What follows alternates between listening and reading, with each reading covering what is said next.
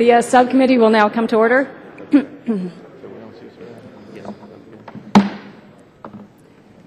Good morning. Today we turn our attention to a growing controversy in America. Should internet gambling be legalized, and if so, what role should the federal government play? We have divergent opinions represented on our panel this morning, and if I were a betting person, I'd wager that we're going to have a very interesting hearing. And the chair now recognizes herself for an opening statement. In many ways, the debate over legalizing internet gambling is a lot like Texas Hold'em poker. 3 cards are dealt face up. Is the further expansion of gambling in the United States a good bet? Can online gambling be regulated effectively? And what role should the federal government play to protect American consumers from sharks? This is the flop we've been dealt for today's hearing. Then there's the turn card. With billions of dollars sitting on the table, can Congress afford not to get involved?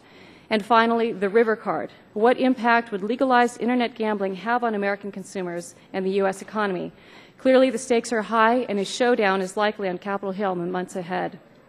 As chairman of the House Subcommittee on Commerce, Manufacturing, and Trade, this is an issue which I will be following very closely to make certain Americans are dealt a fair hand regardless of the outcome.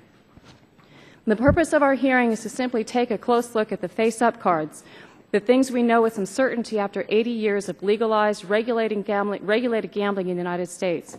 Today we will hear from both sides of this important yet very contentious issue. One thing we do know is this: the vast majority of Americans have gambled at some point in their lives. According to the UCLA Gambling Studies Program, approximately 85% of U.S. adults have gambled at least once, 60% in the past year. What's more, some form of gambling is legalized in 48 states plus the District of Columbia. The only 2 states without legalized gambling are Hawaii and Utah. Gaming policy and regulation is generally handled by the states, although the federal government has been involved in shaping the boundaries of what is not permissible. But the legal status of online gaming is a lot more complicated. In 1961, Congress passed the Interstate Wire Act, more than 20 years before anyone had ever heard of a thing called the Internet. Yet, according to the Justice Department, online gambling is illegal under the Interstate Wire Act because it prohibits the use of wire communications for the interstate facilitation or transfer of wagers. In 1988, gambling in the U.S. began to proliferate after Congress passed the Indian Gaming Regulatory Act, addressing the jurisdiction and authority of tribes to establish gaming on their lands. Since its passage, tribal gaming operations have seen tremendous growth, with revenues last year exceeding $26 billion. And speaking from my own experience, with 7 casinos located in my congressional district, tribal gaming has been a huge plus. It's created thousands of jobs during difficult economic times, and the tribes have been great neighbors too, contributing regularly to charities and civic events. Unfortunately, illegal gambling has been growing in popularity as well. So in 2006, to combat the proliferation of illegal internet gambling, Congress adopted the Unlawful Internet Gambling Enforcement Act.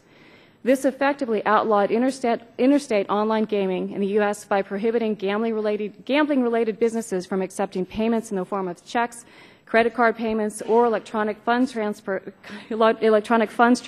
relating to unlawful internet gambling.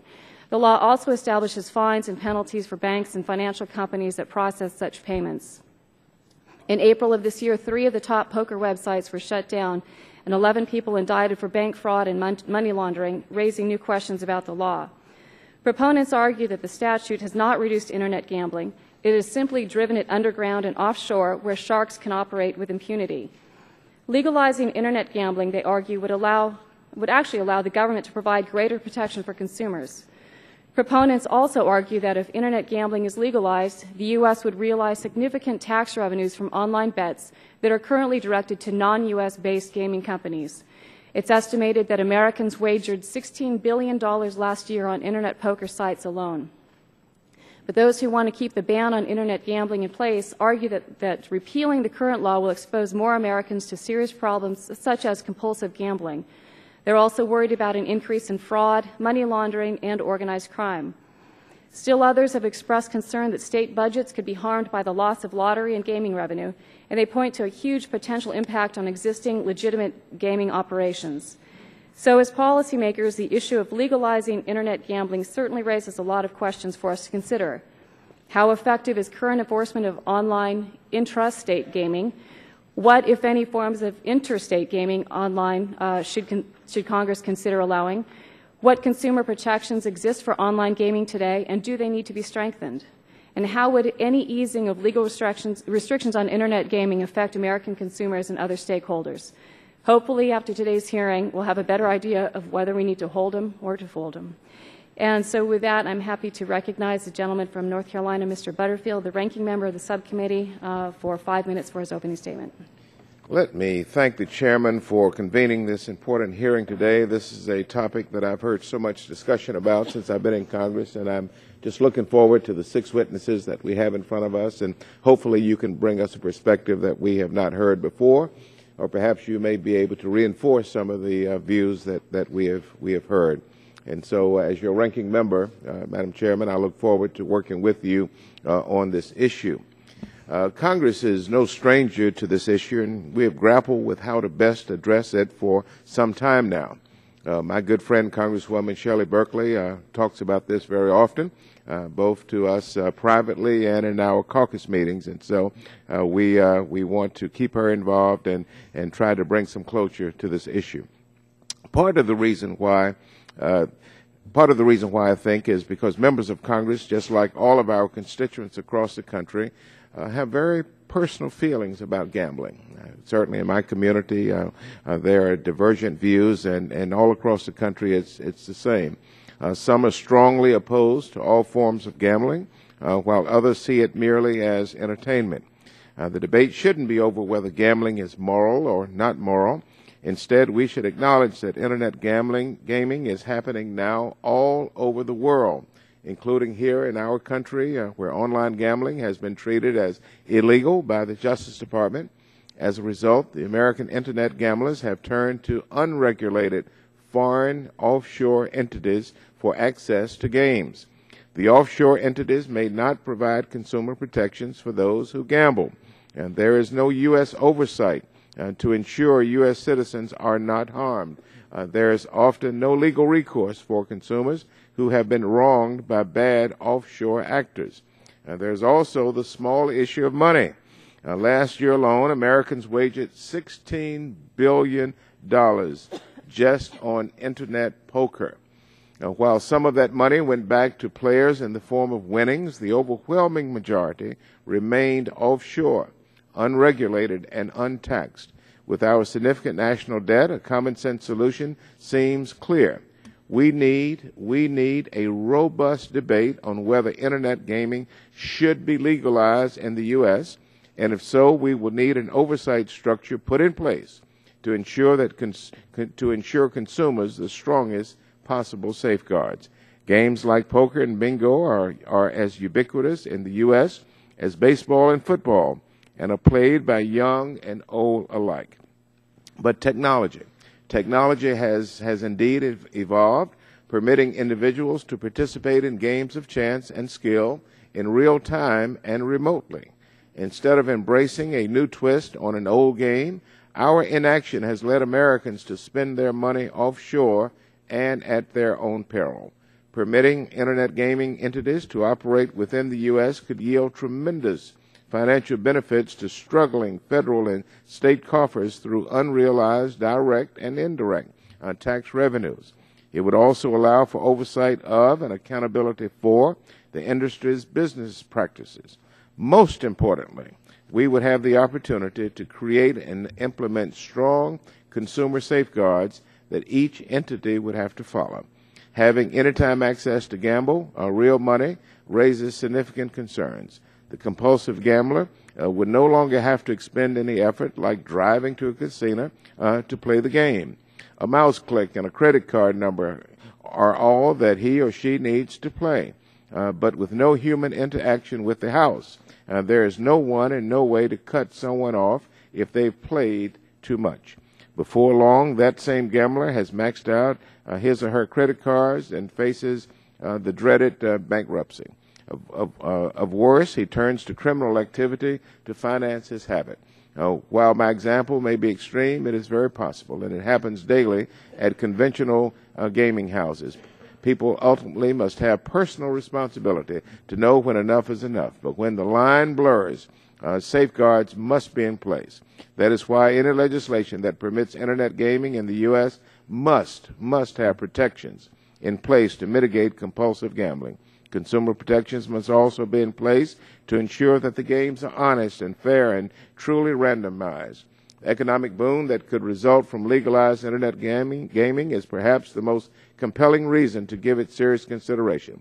Hundreds of millions of dollars in new revenues could be realized by struggling states. Tens of thousands of jobs could be created all across the country to directly support the new industry. Considering the fragile and struggling state of our economy, I strongly believe that all potential remedies should be considered to return us to greater prosperity. Thank you, Chairman. I yield back. I thank the gentleman. And in accordance with committee rules, Chairman Upton has yielded his 5 minutes to me, and I would now recognize the gentleman from Texas, Mr. Barton, Chairman Emeritus of the full committee, for 3 minutes. Thank you. Thank you, Madam Chairwoman. It's good to have Senator D'Amato on the panel, and I see former Congressman John Porter out in the audience. It's good to have you here. Poker is the all-American game. President Richard Nixon financed his first congressional campaign partially with poker winnings from World War II. Our current president, President Obama, is reputed to be a very good poker player. I learned to play poker, believe it or not, in the Boy Scouts. So if you learn something in the Boy Scouts, it's got to be a good thing, right? Unfortunately, because there is some chance to it, while it is a game of skill, there are those that think we should not allow poker to be played for money on the Internet. Consequently, we passed a bill or law several years ago that's unenforceable, UGIA. It's a bad law regardless of which side of the debate that you are on. I have introduced a bill as the chief sponsor to remedy this, and 2 of my co-sponsors are Barney Frank and Ron Paul. I will postulate that if you've got a bill that Barney Frank, Joe Barton, and Ron Paul are all for, who can be against it? I mean, we have covered the spectrum. You can't see this in the audience, but this is a photocopy of a registration from yesterday.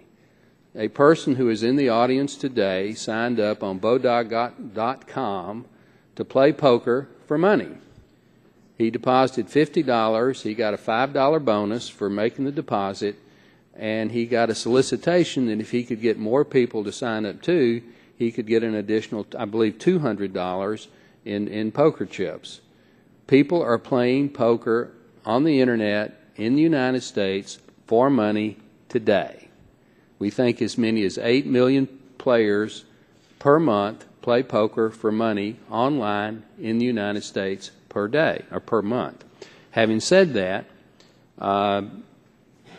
it's not regulated, and so these sites are offshore, overseas, and consequently outside the ability for us to tax the winnings, to regulate, to make sure that it is a fair game and everybody has an equal chance to win based on their skill.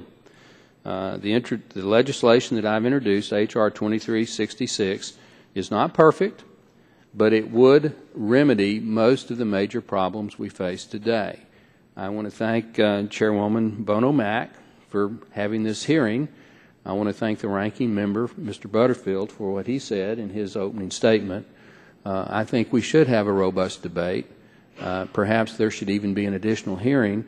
But at some point in time in this Congress, I hope we can move 2366 or something similar to it, Madam Chairwoman, to let everybody in America who wishes to play poker in states that allow it to do so. In the bill that I've introduced, it's a state option. If the governor of a state says there shall be no Internet poker played by residents of that state, it does not happen. So we are not preempting the states, but in the states that thinks it's okay, we set up a regulatory scheme and a taxation scheme so that we have a fair game and everybody has an equal chance. And future President Nixon's and Obama's can play on the Internet for money and use those earnings to join us. With that, Madam Chairwoman Mack, I yield back the balance of my time. I thank you, Mr. Barton, and the chair now recognizes Mr. Guthrie of Kentucky for 2 minutes. Thank you, Madam Chairwoman, for yielding. And I went to college in New York State in the 1980s, so I appreciate your service, Senator D'Amato. I remember reading at the New York media when I was in college and all the great work you did for that state. I appreciate it. But I'm from Kentucky, and as all you know, in Kentucky, we're famous for our horses. We have two of the greatest racetracks in the world, at Churchill Downs in Louisville and at Keeneland in Lexington, and we breed the world's best horses that run on them. And no matter how you cut it, internet gaming will affect the horse racing business. Expanded online gaming will result in less gaming dollars being spent at tracks. Fewer dollars in the racing business doesn't just affect the tracks, breeders, jockeys, and trainers. It also affects thousands of other jobs in these communities that depend on the horse industry. Because of this concern, the effect on the horse racing must be considered in the expansion of online gaming. And I look forward to hearing from the witnesses and my colleagues on the underlying issue of online gaming legislation. However, as the chairman of the Congressional Horse Caucus, I must remind my colleagues that we cannot overlook the impact that gaming legislation would have on a $50 billion equine industry. While I'm biased towards Kentucky's thoroughbreds and our signature race, which is truly the greatest 2 minutes in sports, this is not a one-state issue. The horse racing industry supports over 1 million jobs nationwide. We cannot ignore this important industry as we consider changes to online gaming. Thank you, Madam Chairwoman, and I yield back. I thank the gentleman, and now we turn our attention to our panel. We have one panel of witnesses joining us today. Each of our witnesses has prepared an opening statement that will be placed into the record. Each of you will have 5 minutes to summarize that statement in your remarks. For introduction, one witness is very well known to many of us, former United States Senator from New York, the Honorable Alphonse D'Amato, who now serves as chairman of the Poker Players Alliance. We all welcome you. And then we have Perry Aftab, advisory board member of Fair Play USA. Also testifying, we have Keith White, executive director of the National Council on Problem Gambling. We have Kurt Eggert, professor of law from Chapman University School of Law. We have Ernest Stevens, chairman of the National Indian Gaming Association. And our final witness is Dan Romer, director of the Adolescent Communication Institute at the Annenberg Public Policy Center. Good morning. Thank you all very much for coming. Again, you'll be recognized for 5 minutes. To keep track of the time, there are lights and timers in front of you. When the timer turns yellow, you'll have 1 minute left. And please remember to turn your microphone on and bring it close to your mouth, although we might hear you. The TV audience might not at home, so it's very important you remember to do that. So, Senator D'Amato, we're very pleased to welcome you and recognize you for 5 minutes. Well, Madam Chairman, thank you so very much, and let me wish you a belated happy birthday. I understand yesterday you celebrated your birthday.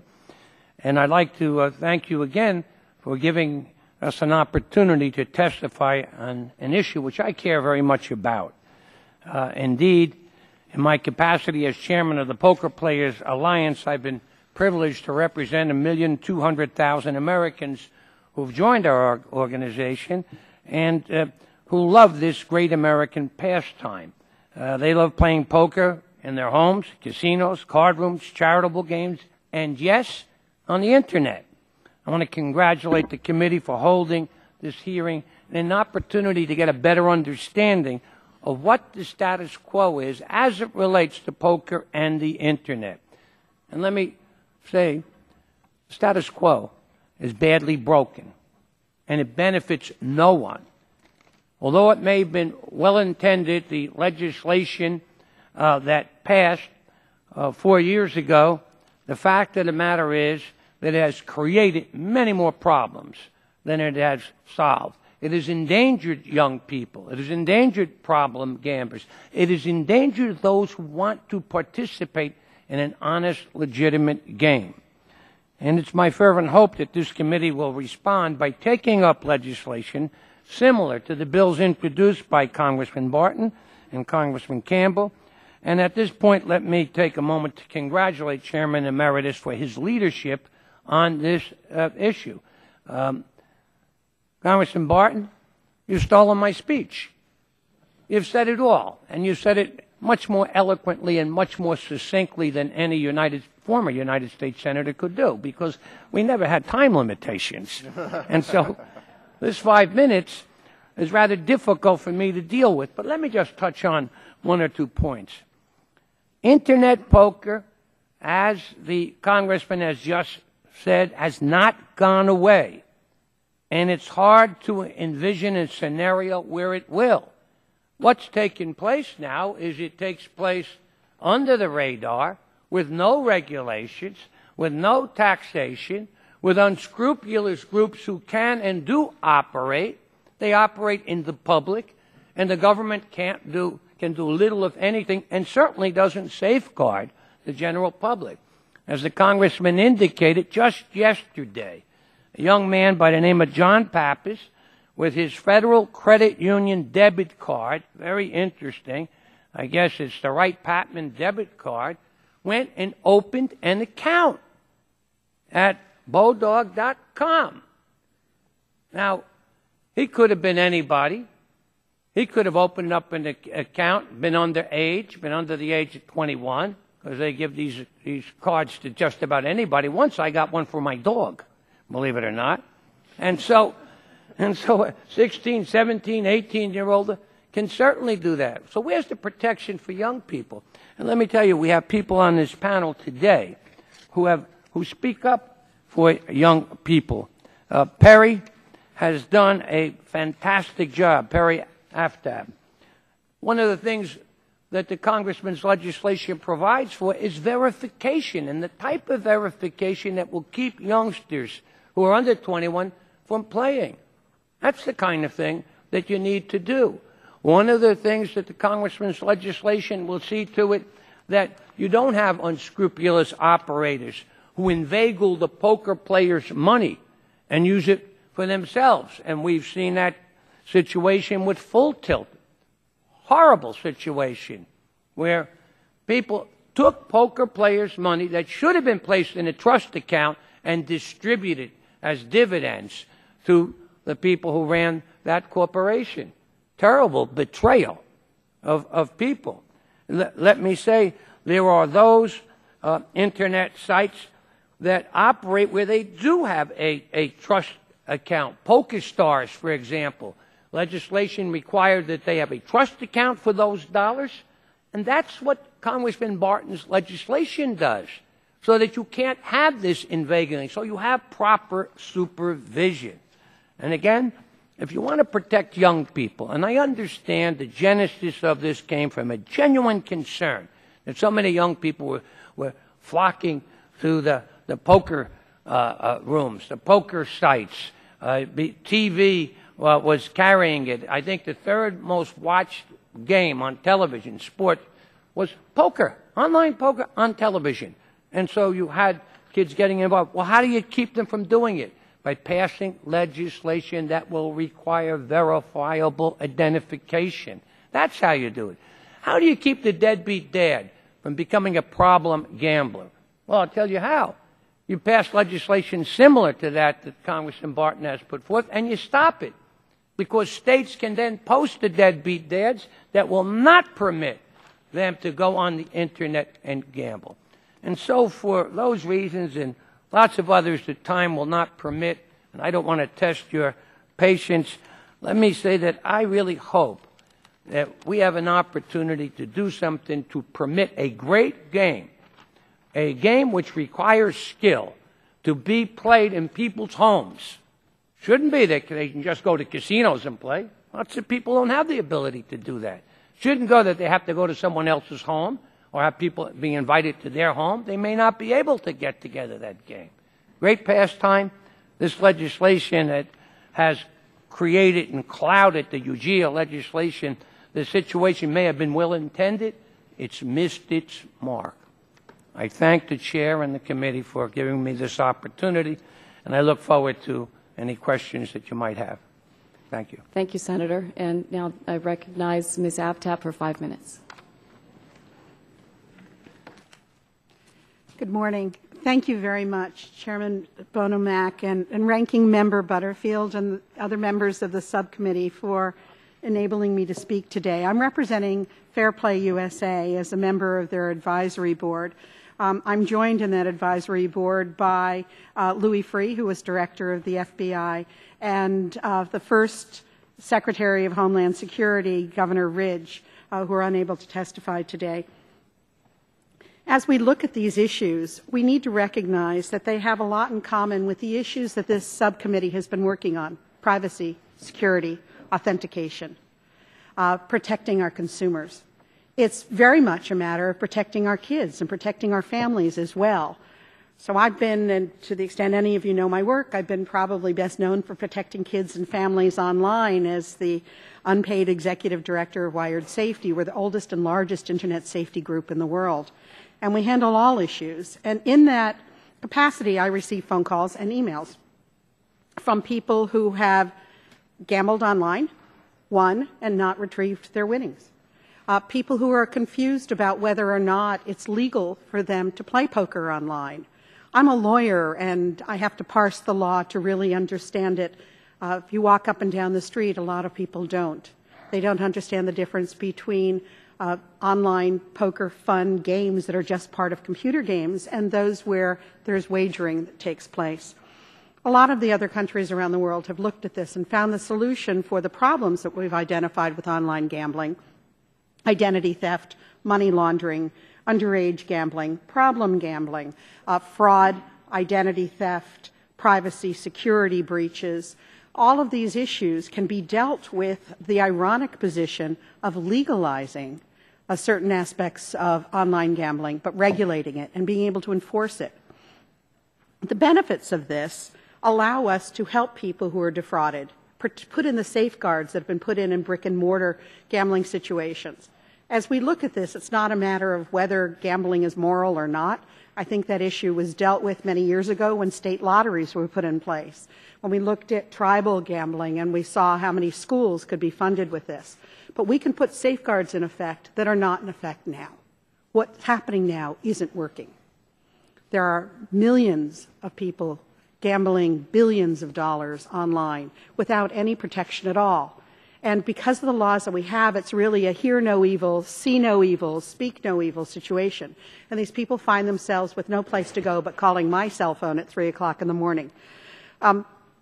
So I have a group of teens, teen angels, and some of the representatives on this subcommittee have teen angels in their districts, and they're familiar with them. And they knew that I was testifying here today, and they are teen internet safety experts. So they said, well, it's really easy for us to find these online poker sites in particular. And they went to several of them. And one they went to, I have here, it's pokersites.com. It took them about 2.5 seconds to find that one. And it has top lists of places that are the best legal U.S. poker site, 2011, Bet Online, Bodog again. They called me. I knew they did this because they called and asked for my credit card number to be able to put it in place, or for permission to use one of theirs. And one of the girls was 16 years old and had her own credit card that her parents had given her to be able to shop at the mall. It's easy. It's too easy. And there's nothing we can do right now to keep underage gamblers out and protect problem gamblers with the kind of things that we can do. There are many things that we can do to address online gambling as it relates to horse racing, although I don't know anybody who'd rather go to the internet than the beautiful state of Kentucky. But I think that there's so many things that can be done here if we treat this as another internet safety, privacy, and security issue instead of something that's unique, because it has a lot more in common with all of the other things we're looking at than there are differences. So I am happy to discuss any of these issues with anyone on the committee if you have questions, and help in any way I can. Thank you. Thank you very much. Mr. Stevens, you're recognized for 5 minutes. Thank you.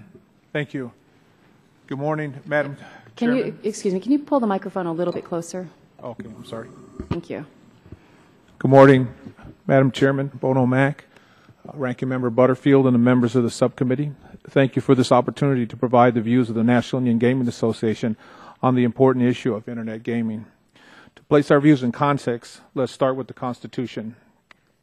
In return, Indian tribes are recognized in the United States Constitution as governments. Through treaties with the United States, tribal governments ceded hundreds of millions of acres of their homelands to help build this great nation. In return, the U.S. promised to preserve remaining tribal lands and tribal sovereignty and provide for the health, education, and general welfare of Indian people. Unfortunately, Madam Chairman, the United States has broken many of these treaty promises. After suffering generations of failed federal policies, tribes took matters into their own hands in the 1960s and 70s when they began to use gaming as a means to generate revenue to meet tribal needs. That's when President Johnson and Nixon adopted the policy supporting Indian self-determination. Indian gaming is Indian self-determination. In 1988, after more than a decade of legal challenges by states and commercial gaming interests, Congress stepped in and established a federal law through the Indian Gaming Regulatory Act, or IGRA. IGRA acknowledges Indian tribes as governments with the right to regulate and operate gaming.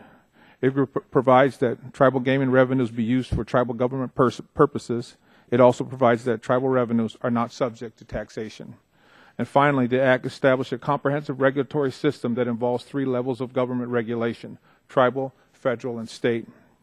23 years later, more than 200 Indian tribes have made IGRA work to begin to rebuild their once forgotten communities.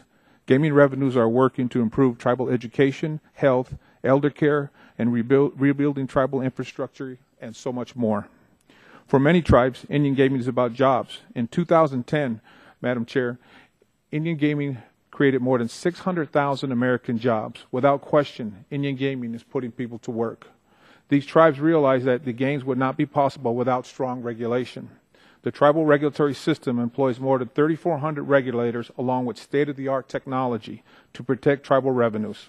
In 2010, tribes spent $375 million in regulation.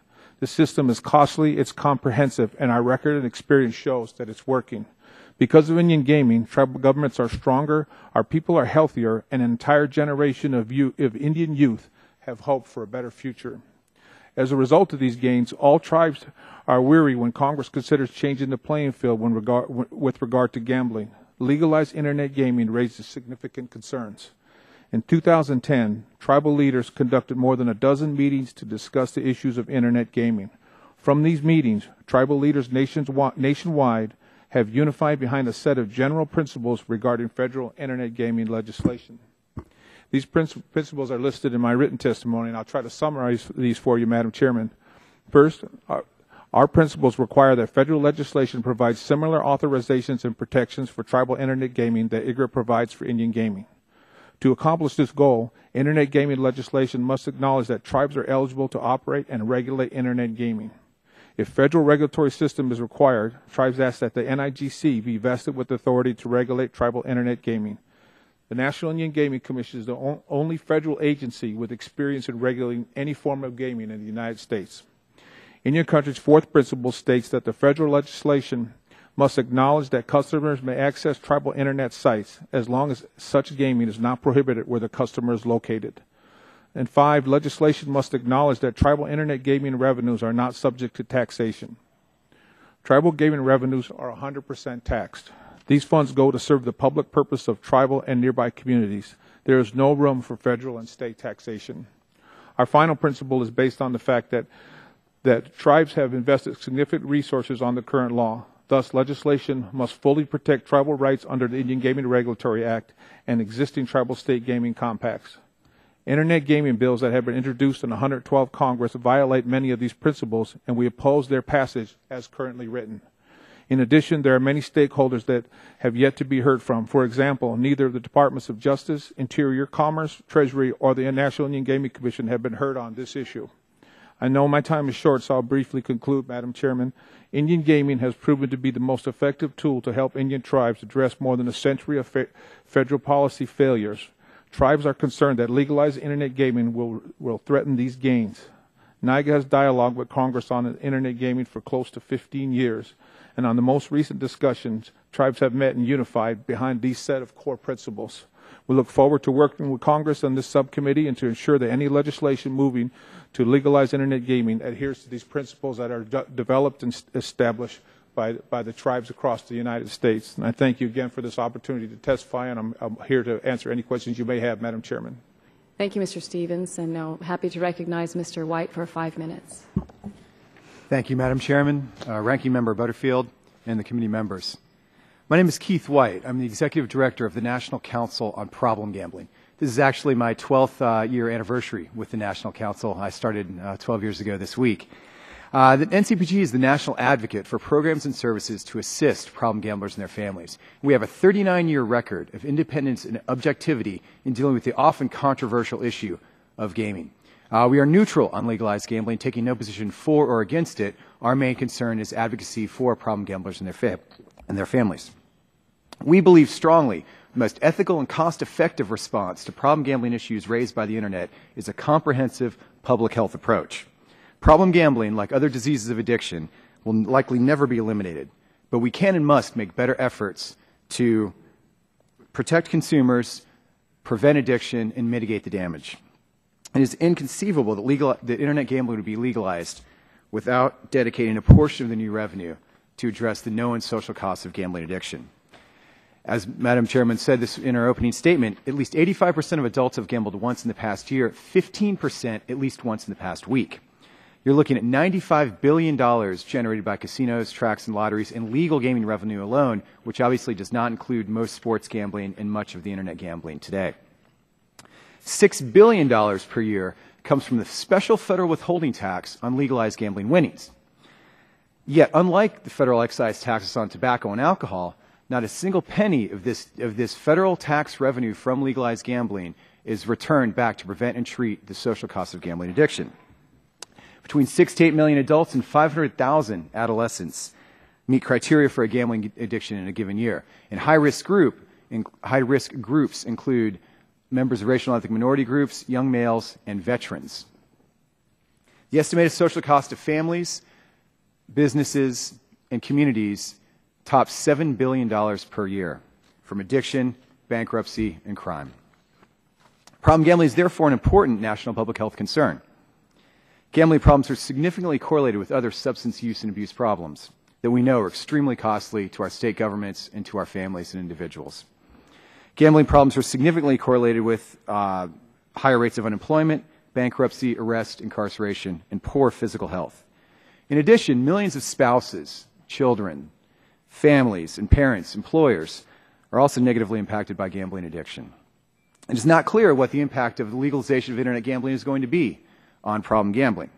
The available research does consistently show that Internet gambling has the lowest participation rates of any form of gambling, regardless of legality of gambling in that jurisdiction.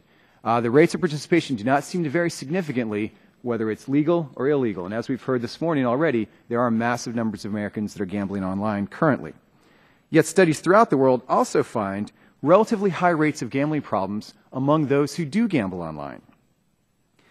Of course, those who gamble online are also very likely to gamble in traditional forms, to the extent that Internet gambling almost seems to be an adjunct to people who are already gambling online, who are already gambling in traditional forms. It's also possible that people who gamble online may be exacerbating their problems due to the unlimited access, the high speed of play, use of credit and non-cash instruments, and perceived social anonymity, all of which are known risk factors for gambling addiction in the bricks and mortar world. Since online gamblers are known to have high rates of problems, it's important to require extensive responsible gaming policies. These programs provide an opportunity to create informed consumers provide informed consumers with a variety of information designed to encourage safe choices and discourage unsafe behavior. The technology exists to allow players to set limits on the amount of money gambled, the time they gamble, and the deposits they make. And I'm pleased that Dr. Romer is going to speak a little bit on some of these consumer protection policies. Strong regulation is important, but it cannot be effective alone. It must be accompanied by equally robust prevention, education, treatment, and research services. A portion of gambling revenue from legalized gambling, which we estimate would be not less than $50 million annually, must be set aside for such programs. This need is magnified by the disparity of services among the states, as more than one-third of the states, including a number of states represented by members of this committee, provide absolutely no public funds whatsoever to prevent or treat gambling problems.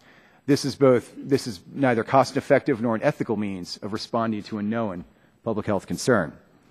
An important and cost-free first step is to cut social costs by designating a lead federal agency on problem gambling. Unbelievably, although we've heard a lot of testimony that gambling is been around and is certainly present in most states, there's no single federal agency that coordinates efforts on this issue. I call your attention to H.R. 2334, the Comprehensive Problem Gambling Act, which has been introduced now for the 4th time in the House, which would designate the Substance Abuse and Mental Health Services Administration as the lead agency on problem gambling to address the public health concerns of this issue. I thank Representatives Barton, Schakowsky, Pitts, Whitfield, Campbell, Frank, and many others who are current or former sponsors of this legislation. And as Chairman, as Member Emeritus Barton has said, we certainly appreciate the broad sponsorship on our bill as well, with you and Representative Frank. In closing, millions of Americans are experiencing gambling problems today. Like my friend Mike. He gambled away more than $250,000 over the past 3 years gambling on the internet. He lost his job, his house, and his family. He sat in his grocery store parking lot here in Northern Virginia and contemplated suicide. Fortunately, he was able to get treatment. And today he works to ensure that hope and help are available for problem gamblers and their families. Simply put, treatment works. It is an investment that pays for itself many times over. In closing, those who legalize, regulate, promote, and profit from gambling have an ethical and an economic imperative to minimize the social cost of gambling addiction. Thank you for the opportunity to testify. Thank you, Mr. White. And Professor Eggert, welcome, and you're recognized for 5 minutes. Good morning, Madam Chairwoman. Thank you. Thank you, Madam Chairwoman and Ranking Member Butterfield and members. I appreciate you're inviting me to talk about this important issue. You should know I come at this from a different angle than most. I come from a consumer protection angle, where I've worked in most of my career. I was an advisor to the Federal Reserve Board on consumer financial issues on their Consumer Advisory Council, and you can imagine what fun that was during recent years. And so when I think about gambling, the question I have is what consumer protection should be in place? And I'm very happy to hear many of you talk about the importance of consumer protection in gambling, because it is, in fact, a crucial issue. Gamblers used to be looked down on, but now they're just consumers. It's just another industry. And so we should treat them as consumers as we would in other industries. And think about what consumer protection is important in this industry. The purpose of consumer protection is to make consumers good shoppers, to give them the tools they need to make smart decisions when they purchase, when they go to a casino, when they gamble online, whatever they do, we want to make them good shoppers and protect them from sharp practices. Because the engine of the consumer economy is that the consumers drive it, and as long as they are given the information they need to make good decisions, then companies will have to compete based on quality of product and price, which is what makes our economy run. Now, in the gambling industry, they talk often about consumer protection as honesty, fairness, and making sure that the gambler gets paid. Those are all very important. But equally important is that the gambling industry provides accurate price disclosure to consumers who are gambling. Now, the price of the game in the gambling industry is a very interesting thing. If you play a $100 slot machine, you put $100 in, but on average, you get money back. Otherwise, why do it? And so the real average price of a slot machine is the amount that the casino retains from the gambler's bets. So if you bet $1,000 and you get $970 back, then the price of that gambling was $30. For slot machines, casinos know exactly what the average hold percentage of the slot machine is. They can order a slot machine with a 5% hold percentage, a 10% hold percentage, 15% hold percentage, and they know that's on average what that machine will cost. The problem is that information is not disclosed to gamblers. They may be sitting at a 2% hold machine table or a 15% hold machine table and not know the difference. They could be sitting at one much more expensive or much cheaper and not be given that information. It's crucial that gamblers have this information so that they can make smart decisions and so that they can shop based on price. Any internet gambling should include that. And so any legislation for internet gambling should require disclosure of the hold percentage of every slot machine on the system. Now, for internet poker, it's a different proposition because the price paid by the borrower is based more on competition of the other players than it is by any setting of the site. Here, the problem is that professional players have new tools to use against recreational gamblers that far exceed anything that they could do in a casino poker table. There's their computer boosts that they have. There are computer bots that are getting increasingly effective. And so recreational gamblers may find themselves playing against professionals who far exceed their ability to play, and the recreational gambler may have no idea what they're getting into. There's even computer tracking software using data mining that helps strong gamblers identify who the weak gamblers are so they can follow them to tables and play against them. This is a real problem for the internet poker industry because the industry doesn't want all of its recreational gamblers' money to be drained out by professionals using bots or other tools. And so any legislation has to think about how to have a level playing field in internet poker. And I have some ideas on that, but my time is up, so I'll appreciate any questions later on. Thank you. Thank you, Professor. And Dr. Romer, welcome. You're recognized for 5 minutes. Good morning, Madam Chair, and Ranking Member Butterfield and other members of the committee. Thanks for inviting me this morning. It's a pleasure to be here and to hear all the different points of view about this very difficult, what I think is a very difficult issue for you to deal with. So I've been doing research on gambling with adolescent gambling since 2002 at the Annenberg Public Policy Center, and trying to understand both the prevalence and the harms that might occur to young people as a result of all kinds of gambling, not just on the internet. And we've found with a lot of the research that we've been doing is that young people at a very early age are starting to gamble, and this puts them at risk potentially for gambling dependence as they get older. So it's very important for the committee and for the Congress to think about what the impact will be on young people and their families as a result of any actions that are taken with regard to online gambling. One of the things we've done is over the last, since 2002, is conduct the National Annenberg Survey of Youth, which studies young people ages 14 to 22. And what we found from this survey is that most of the attempts to restrict online gambling haven't been particularly effective, as we've already heard. We found in our last survey in 2010 that more than 400,000 male youth in the college age range gamble once a week, and 1.7 million more once a month. So a lot of people are online, as you've heard. The same is true of high school kids, very high rates, but not so much on a regular basis. So we think that age restrictions and promotion of and laws that would encourage age-restricted, responsible gambling, which is what we've seen in some of the other countries that have allowed online gambling, may be an approach that would work. But we're still very much in the early phases of understanding how online gambling will work, and I think we need research to understand it better. But if we have legislation that can provide some safeguards that could potentially restrict underage gamblers, and also, to the extent they do go online, make it harder for them to lose control while they're online, would be excellent safeguards to include in any legislation. And I think the principle that I see when I look at what's going on in Europe is this idea of responsible gambling. And so one idea that I think is particularly helpful is that gambling operators should not receive disproportionate income from users who are unable to control their habit.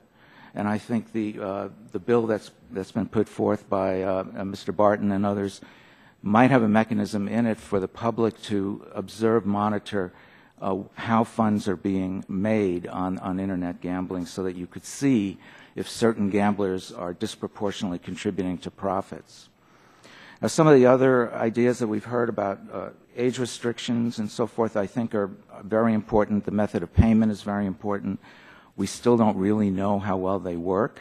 We need research, and this country is actually way behind the UK and countries in Europe on understanding what happens when young people go online and gamble. We really need to find that out. We need monies dedicated to that question.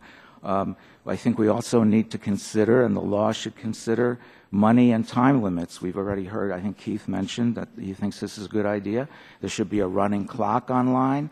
There should be a win-loss total online so that the young person knows how much they're wagering. And this is true whether they're 18, 21, or 51. This is something I think is just straightforward, but we really don't know how many of these kinds of restrictions would work. We also need prevention messages online. It's much easier to put these online than it is, for example, at a casino. And we need to regulate or monitor the advertising that's done to attract people. We don't want the advertising to target young people disproportionately or addicted gamblers disproportionately. And so I think the challenge will be, if you do legalize this, will be to put in place both things that Keith talked about in terms of treatment, but also a program of research to figure out, are restrictions that you put in place working? What mix of restrictions work best? And what can we do in the future to maximize the chance that this kind of activity will not produce harms for young people and their families? And I've included a bunch of other ideas in my testimony, and I thank you for this opportunity to say these things. Thanks. Thank you, Dr. Romer. And I'm going to begin the questioning, and I thank all of the panel for your testimony and recognize myself for 5 minutes for questions. Mr. White, I'd like to begin with you, and Dr. Romer just spoke about this too, but you state problem gamblers could exacerbate their problems by gambling online because of the use of credit and 24-hour availability. Would restrictions on those factors reduce the problem? For example, limited times and limits on credit? Do other countries offering Internet gambling currently have restrictions to limit the use of credit and availability? And if so, can you talk about the results? Yes, I can. There's some evidence from Canada and Europe that the responsibility and restrictions that have been put into place, which generally include, as you say, limits on the use of certain types of payment processing, limits on the time and money spent gambling, seem to be able to not necessarily intervene with pathological gamblers who will keep gambling despite any and all barriers put in their way. They seem rather to be better targeted at those people that are at risk for gambling problems or that are moderate problem gamblers. These restrictions, properly tailored, can be and have shown to be effective in some studies at really reducing and helping people, stopping them from stepping over the edge and developing severe gambling problems. As Dan said, we're not entirely sure exactly what works best, but we believe that there's enough evidence to show that some of these interventions can be effective. And in fact, some of them can be much more successfully implemented on the Internet with account-based wagering than in a traditional gambling forum. Thank you. Mr. Stevens, you suggest that any legislation authorizing online gambling should allow tribal governments early entry with a period of exclusivity. Can you explain the rationale for your position? Yes, I can. I think that, I think it's important to understand and appreciate that what tribes have been through in the history of the United States government. I could even speak just quickly about my grandmother. She's 101 years old, and she lives in her own apartment independently in an apartment that is assisted but not a nursing home. And she lives in that apartment at 101 independently, but she started out her life. Going to boarding schools and working and wearing a uniform and disciplined for being left-handed, like my friend next to me, and speaking her language, and leaving her family. The family would go by the boarding school, and not even be able to wave or visit or look at their children. And again, as we approach, a little bit emotional to bring that up, because even though my grandmother's doing fine, and if you call her apartment on the reservation in Oneida, Wisconsin, you probably find that she's not home. So she's involved in activities which she's a retired school teacher. She spent her whole life teaching the language and the culture that was attempted to be taken from her. And again, that's just it's a success story. But really, if you look at the way her life was, her grandfather who raised her was a Civil War veteran.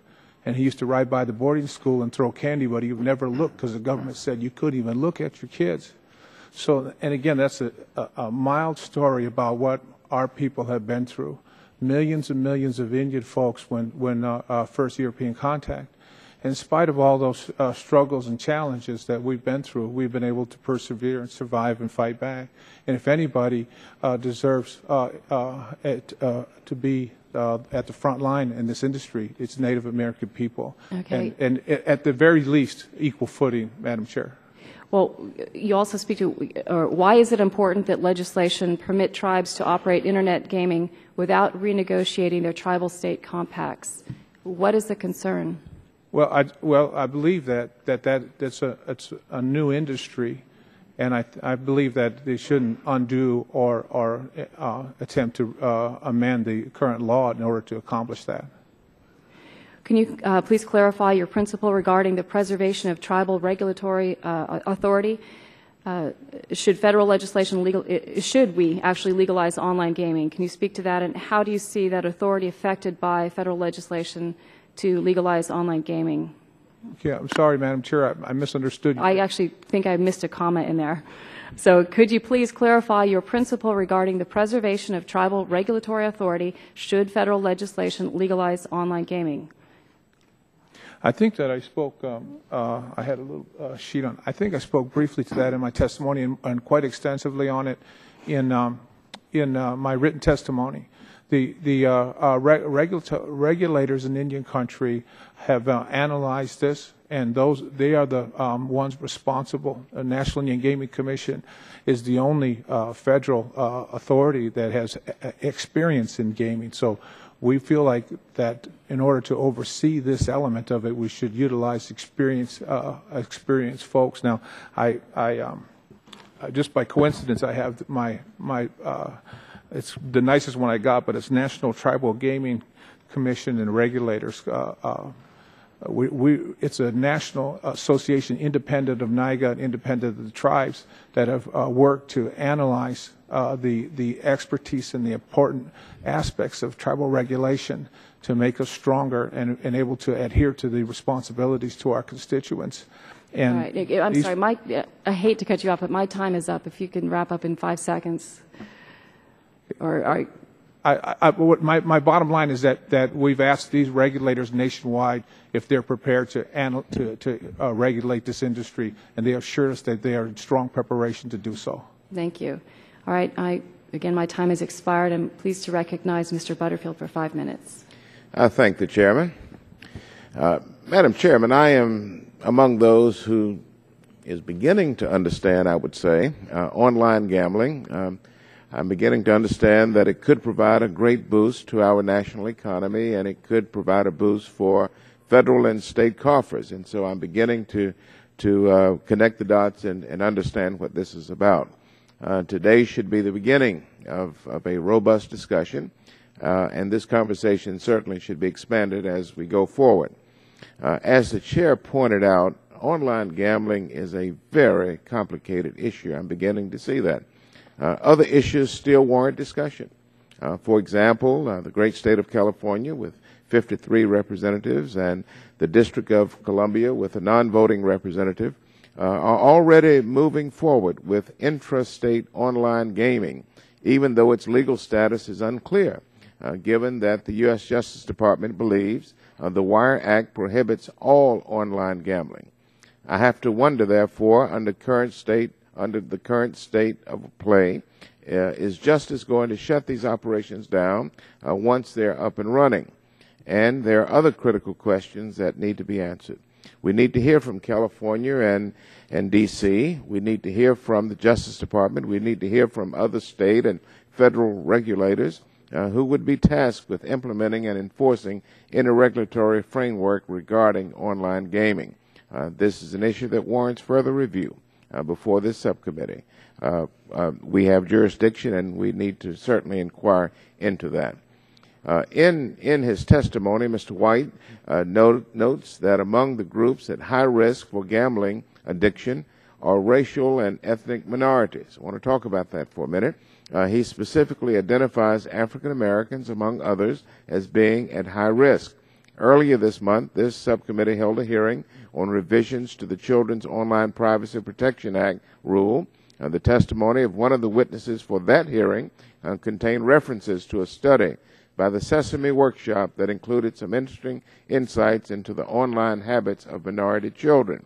According to that study, African Americans and Hispanic children have less home internet access, but those that have access use the internet more than white children. African American children between the ages of 5 and 9 spend 41 minutes online per session. White children, in contrast, spend 27 minutes online per session. Hispanic children between ages 8 and 14 spend almost 2 hours online each day, 40 minutes more than white children.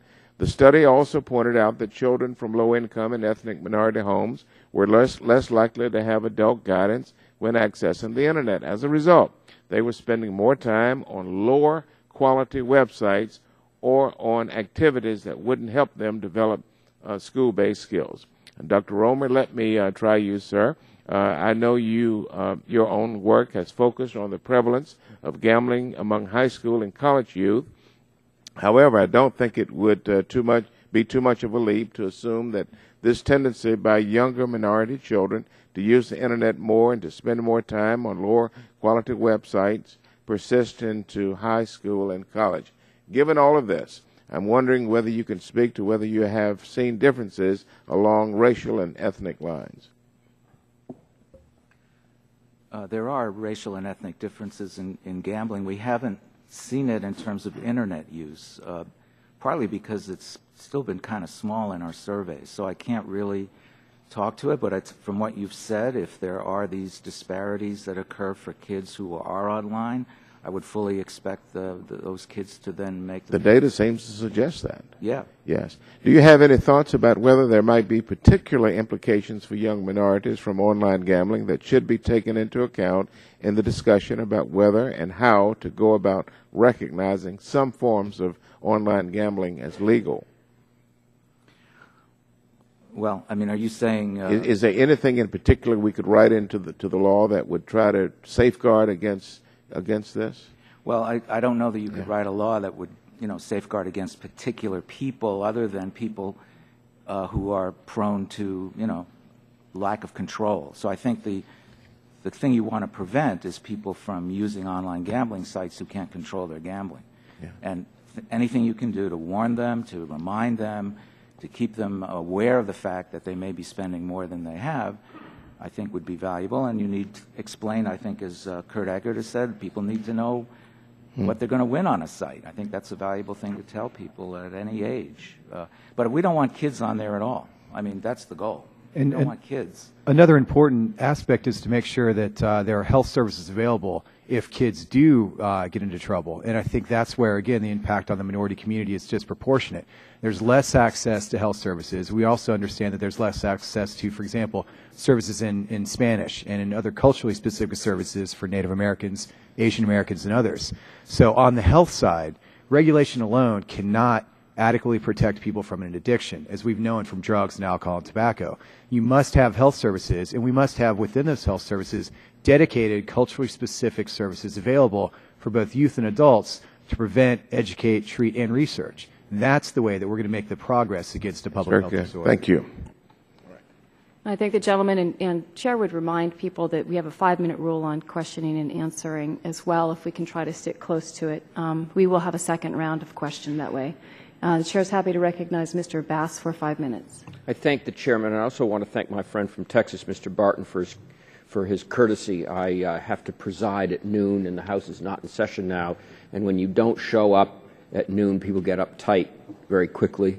I'm also quite perplexed by some of this discussion about all this money that's that could be lost with Internet poker. I know quite a few people who play poker, and I haven't met one yet that admits to ever losing anything. I'll also point out that New Hampshire is, as we well know, first in the nation presidential primary, and it will remain so. It also happens to be the first state to adopt a statewide lottery in 1964. It's raised over $4 billion and provided about $1.3 billion for public education in the state. My question, and only question, is for my former colleague from New York, Senator D'Amato. Senator, representing the poker players, in your organization's opinion, what impact would the passage of legislation permitting Internet gambling have on state lotteries? And secondly, would your organization have any objection to allowing or giving the state lotteries the opportunity to also compete, if you will, in the Internet poker business? Congressman, let me answer the second question first, because that's an easier one to answer. We would have no objection whatsoever. As it relates to whether or not there has been an impact, we believe that people who buy lottery tickets are generally not the same people, and we don't believe they really compete. We believe that many will continue. If you look at the lottery tickets and their purchases, you will find that while the Internet does play a role, most of it is at your commercial establishments.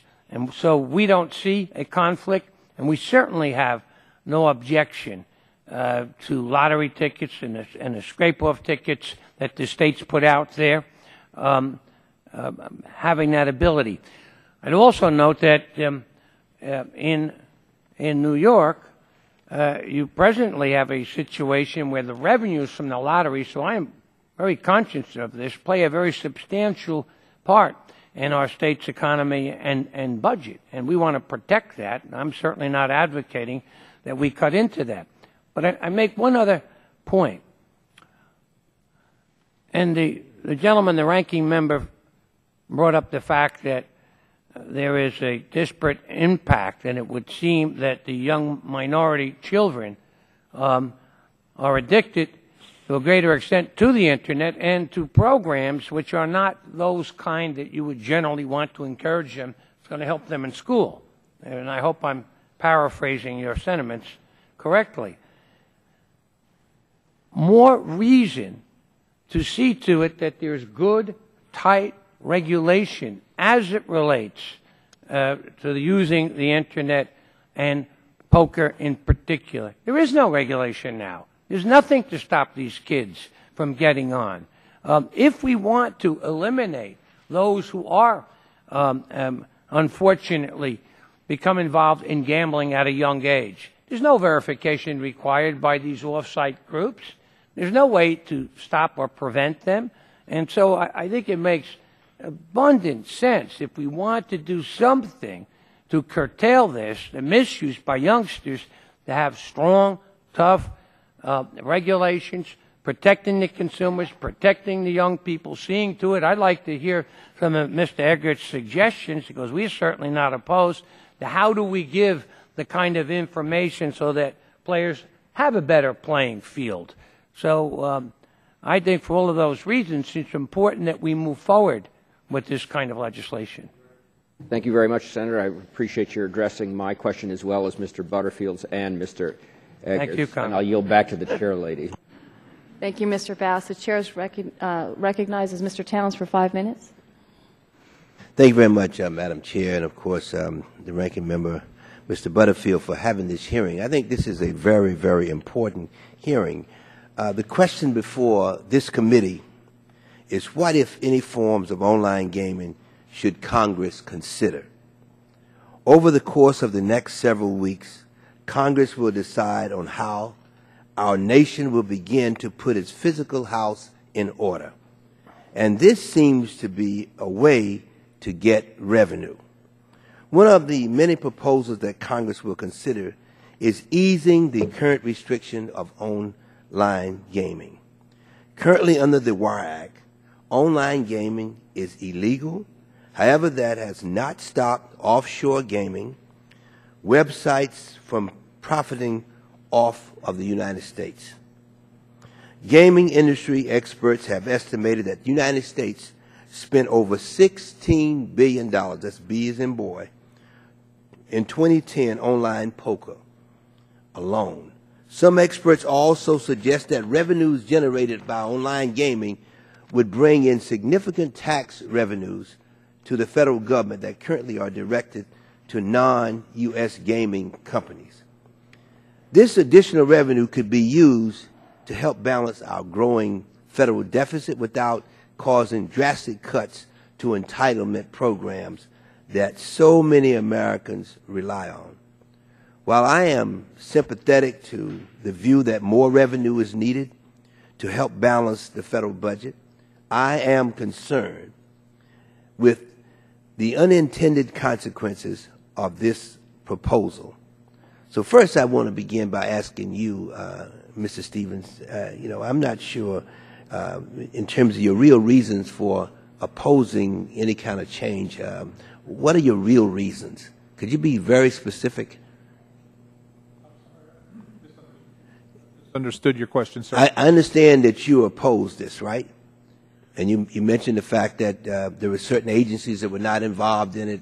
What other reasons as to why you might oppose it?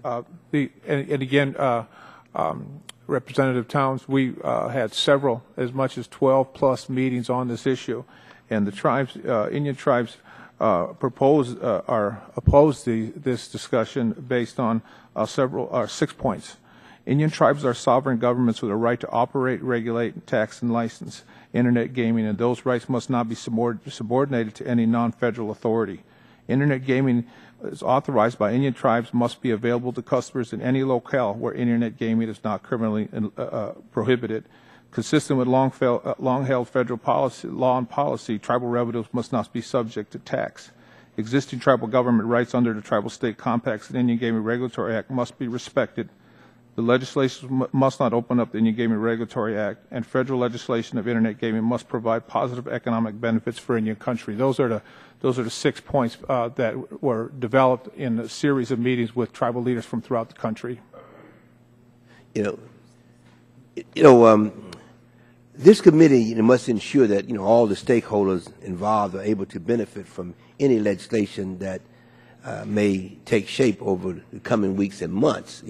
So we're very sensitive to that as well. But my concern it would be that the fact that the oversight and the fact that we make certain that it's being done fairly, and of course that would be a real concern, because I think that we have to look at ways to be able to deal with the deficit. And based on what everybody's saying, this is a way to attract revenue. Now, I'm also concerned about youth and all of that, but I think that based on programs that are in place, that we could sort of look at that and be able to make certain that they're safe and that they're not involved in any way. And anytime you have anything, you're always going to have some folks to take it to the extreme. I think that what we need to do is to make certain, if they do, that there's something in place, for them.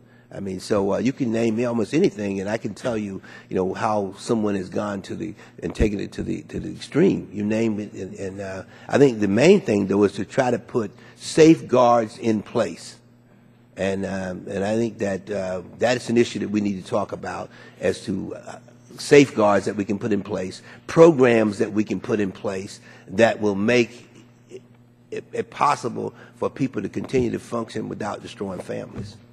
So I want to thank all of you for your testimony, and I'm going to respect the 5 minutes. Thank you very much, Madam Chair. Sorry. Thank you, Mr. Towns. I'll remember you at Christmas for that. And I'm pleased to recognize, I think, the best poker player in Congress, Mr. Barton, for 5 minutes. Well, I don't know about that. I haven't got some bills passed through the Senate yet. That's where you play real poker up here, is when you play with the Senate at the end of the year on getting your bills through. Mr. Rangel wouldn't like that either. That's exactly right. He considers himself world class. First of all, Madam Chairwoman, I would ask unanimous consent to put into the record a letter to you from Frank Fahrenkopf, who is the president of the American Gaming Association, and written testimony that he was prepared to give had there been room on the panel. I'm told this has been cleared by your staff and the minority staff, and that it's not a problem. Hearing no objection, so ordered. Okay, thank you. My first question to the distinguished panel, is there any one of you who believes that millions of Americans are not playing poker for money on the Internet right now? Let the record show that they all no, sir. So, is there any of you that believe it would be possible to prevent American citizens who wish to play poker for money on the Internet from doing so? The gentlelady with fair play. If underage gamblers, we would be able to deal with. I was part of the Berkman Center, the Harvard Center Age Verification Group, the Internet Safety Technology Task Force. And although you can't prove, for the purposes of COPPA, who's under the age of 13, you certainly can prove who's over the age of 21. So we would be able, with the right means in place. I will stipulate that whatever we can do, if the bill moves to prevent underage poker players, you tell me how to do it, and we'll put it in the bill. We actually had a study that was done at the Kennedy School at Harvard with Dr. Sparrow, and it was presented last year at the hearings with Barney Frank. And if anyone on the subcommittee would like that, I'm happy to enter that into additional testimony. As the chief sponsor of the bill, I can assure you that I don't want underage poker players, so we'll work with you on that. I want to ask the gentleman who's representing the Indian tribes, under the proposed legislation that I've introduced, a state that wishes not to allow its citizens to play poker for money on the Internet simply opts out. We give that same option to the tribes. Why would that not protect your sovereignty? If you don't want your citizens in the Indian nations to play, all you have to do is send a letter to the Secretary of Commerce that you don't want them to play. I'm sorry. Could you restate that question, sir? Well, we respect sovereignty. We respect state sovereignty, and we respect the Indian nation sovereignty. So the bill that I've introduced gives the governor of a state. I'd have to check what it does for the Indian tribes. I would assume it would give the chief or the tribal council the same right that we give a governor. If you don't want to let the citizens within your boundaries play poker for money on the Internet, you simply opt out so they can't play. So we treat the Indian tribes the same as we treat the states. That seems pretty fair to me. On the other hand, if you think it's okay for them to play, then you play by the same rules that everybody else plays by in terms of regulating poker players for money on the Internet. I mean, that seems to me to be a very fair position. We're not anti-Indian, not pro-Indian. We're fair to all concerned. I think, in the states on behalf of the tribes, I think that covers it. But if we want to be recognized as tribal governments appropriately under the law. Well, that's beyond the scope of the poker bill, I think. I play poker at the Indian casino in Oklahoma, so I'm with you, and I'm 1/32nd Cherokee. I'm not quite, so I'm 1/32nd with you there on that. Well, sir, I'm a full-blooded Oneida from Wisconsin, and we used to engage in New York State, and under the Jay Treaty, we're encouraged to do commerce for not just with other Indian tribes, but other regions, and even across into our friends in the First Nations in Canada. Well, that may be larger than the scope of this bill, but we're not trying to treat Indian tribes for poker playing any differently than anybody else. Senator D'Amato, do you think there are any technical issues in terms of addressing problem poker players and underage poker players that couldn't be addressed in this legislation? We definitely have the technology now, Mr. Congressman, to deal certainly with underage, certainly with problem gamblers where there's nothing now restraining them. There's no impact. There's no one out there looking.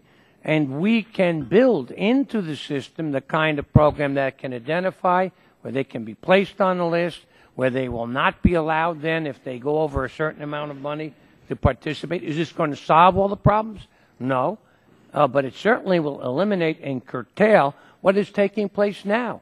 No protection for the kids or the problem gamblers. My time is expiring. Let me simply say to Mr. Eggert before I yield back, this issue of the bots, these mechanical or automatic players, whatever needs to be done to prohibit that and outlaw it, if you've got proposed language, if you'll give it to the committee staff, we absolutely don't want to set up a system where somebody in this audience can play poker online for money if their governor says it's okay and play against a computer. That is not what we're trying to do. So if you've got a program that can prevent it or language to prohibit it, we'll certainly look at it positively. With that, I yield back, Madam Chairwoman.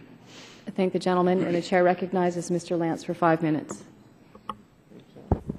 Thank you, Madam Chair, and good morning to you all. This is a subject that interests me greatly. Last term on the Financial Services Committee and this term on the Energy and Commerce Committee. Louis Freeh could not be here today, Madam Chair. He has a statement that states in part, addressing a growing threat that can mutate as rapidly as illegal Internet-based gambling operated outside of the country is challenging in and of itself for federal law enforcement. And he goes on to say, online poker stands apart because it's a game that millions of Americans play at home with friends and family or even at charity fundraisers. Unlike most games, it's played against other players rather than against the house and relies on a set of practice skills. Unlike most other games, it is also not defined as illegal in other statutes. Clarifying which online games are illegal also creates an opportunity to establish a strict and transparent regulatory regime for online poker that allows adult consumers to play safely and securely while ensuring accountability to tax and law enforcement authorities. Madam Chair, I would request unanimous consent to introduce Mr. Freeh's statement into the record. Without objection, so ordered. Thank you very much, Madam Chair. Ms. Aftab referenced a wonderful study, in my judgment, from Malcolm Sparrow at the Kennedy School of Government up at Harvard, titled, "Can Internet Gambling Be Effectively Regulated, Managing the Risks?" And while I will not ask that the whole study be placed into the record, I would read in pertinent part that notwithstanding the current prohibitionist legal and regulatory approach, millions of U.S. residents gamble online through offshore gambling sites. The establishment of a well-regulated industry under U.S. jurisdiction would offer far better protection against online gambling's potential social harms than outright prohibition. That is my considered view, and certainly those who are interested in reviewing the full study can contact my office, or I am sure Ms. Aftab. To Mr. Stevens, good morning to you, and sir, I certainly respect your opinions, and I recognize your sovereignty and honor your sovereignty. You mentioned that tribes should not be subject to tax or third-party regulation based on their sovereign status. I respect the status of Indian tribes, but isn't it true that tribes in gaming and other businesses can make a sovereign decision to do business in the 50 states outside of their reservation lands and subject themselves to state and federal regulation? For example, Mohegan Sun is licensed in Pennsylvania with a casino, although Mohegan Sun obviously is in Connecticut. And the Florida Seminoles purchased Hard Rock. If tribal gaming is to be expanded beyond the borders of the reservation through the Internet, isn't it inevitable that tribes will have to submit to some sort of regulation other than that of their own tribal governments? Yeah, and you know, I think that our regulation is established and prepared for to deal with this type of situation. I think that dealing with sovereign governments doing business from their sovereign territories are different than some of the areas where they've branched out and, again, appropriately engaged in other economic endeavors to reach beyond gaming as far as building our future. Thank you. Certain Indian tribes have been pushing the idea of regulating Internet gaming at the state level. I think that this might mean a challenge for tribes in small states. In poker, for example, where you need a critical mass of players to operate a site, how could a tribe in Rhode Island or South Dakota or even Connecticut hope to participate? It seems to me that this would only benefit a small number of tribes in California and the other larger states. Yeah, I think that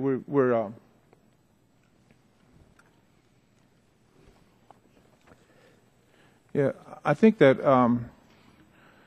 we've tried to analyze where tribes are working through coalitions and working within their state organizations, and so we've yielded to the state tribal authorities to handle those types of situations. Thank you for your response. And finally, and my time is about to expire, let me say it's an honor for me, Madam Chair, to be in the same committee hearing room with Senator D'Amato. I was rooting for his election as a graduate student at Princeton in 1980, and as I recall, Senator D'Amato, I wagered $10 you would win your primary and another $10 that you'd win the general election. This was not on the Internet because, of course, it hadn't been... You should have gotten some good odds. I was confident in your public service, sir. Thank you, Madam Chair. I thank the gentleman and now recognize Mr. Harper for 5 minutes. Thank you, Madam Chair. I welcome each of you here today and appreciate you taking time out of your schedule. And it's been interesting to hear the input from each of you and the concerns, well noted, of what do you do about preventing or reducing the possibility of problem gamblers. That's something we'd all agree, that there are certain people that shouldn't gamble. There are some that gamble that maybe need to have limits on them.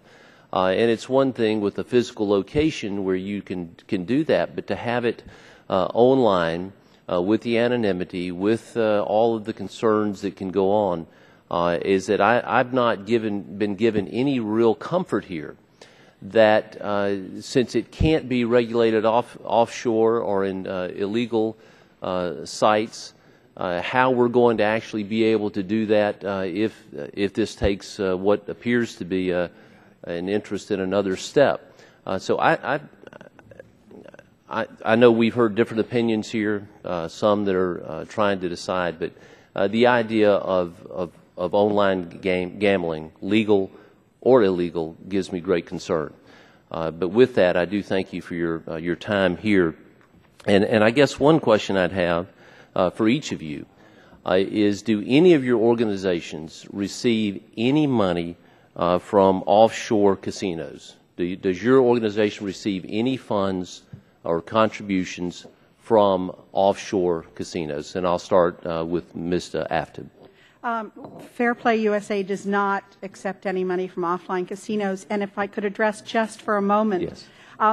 Unlike other aspects of the Internet where you're looking for anonymity, when you're dealing with online gambling, you need to look for authentication and verification of identity.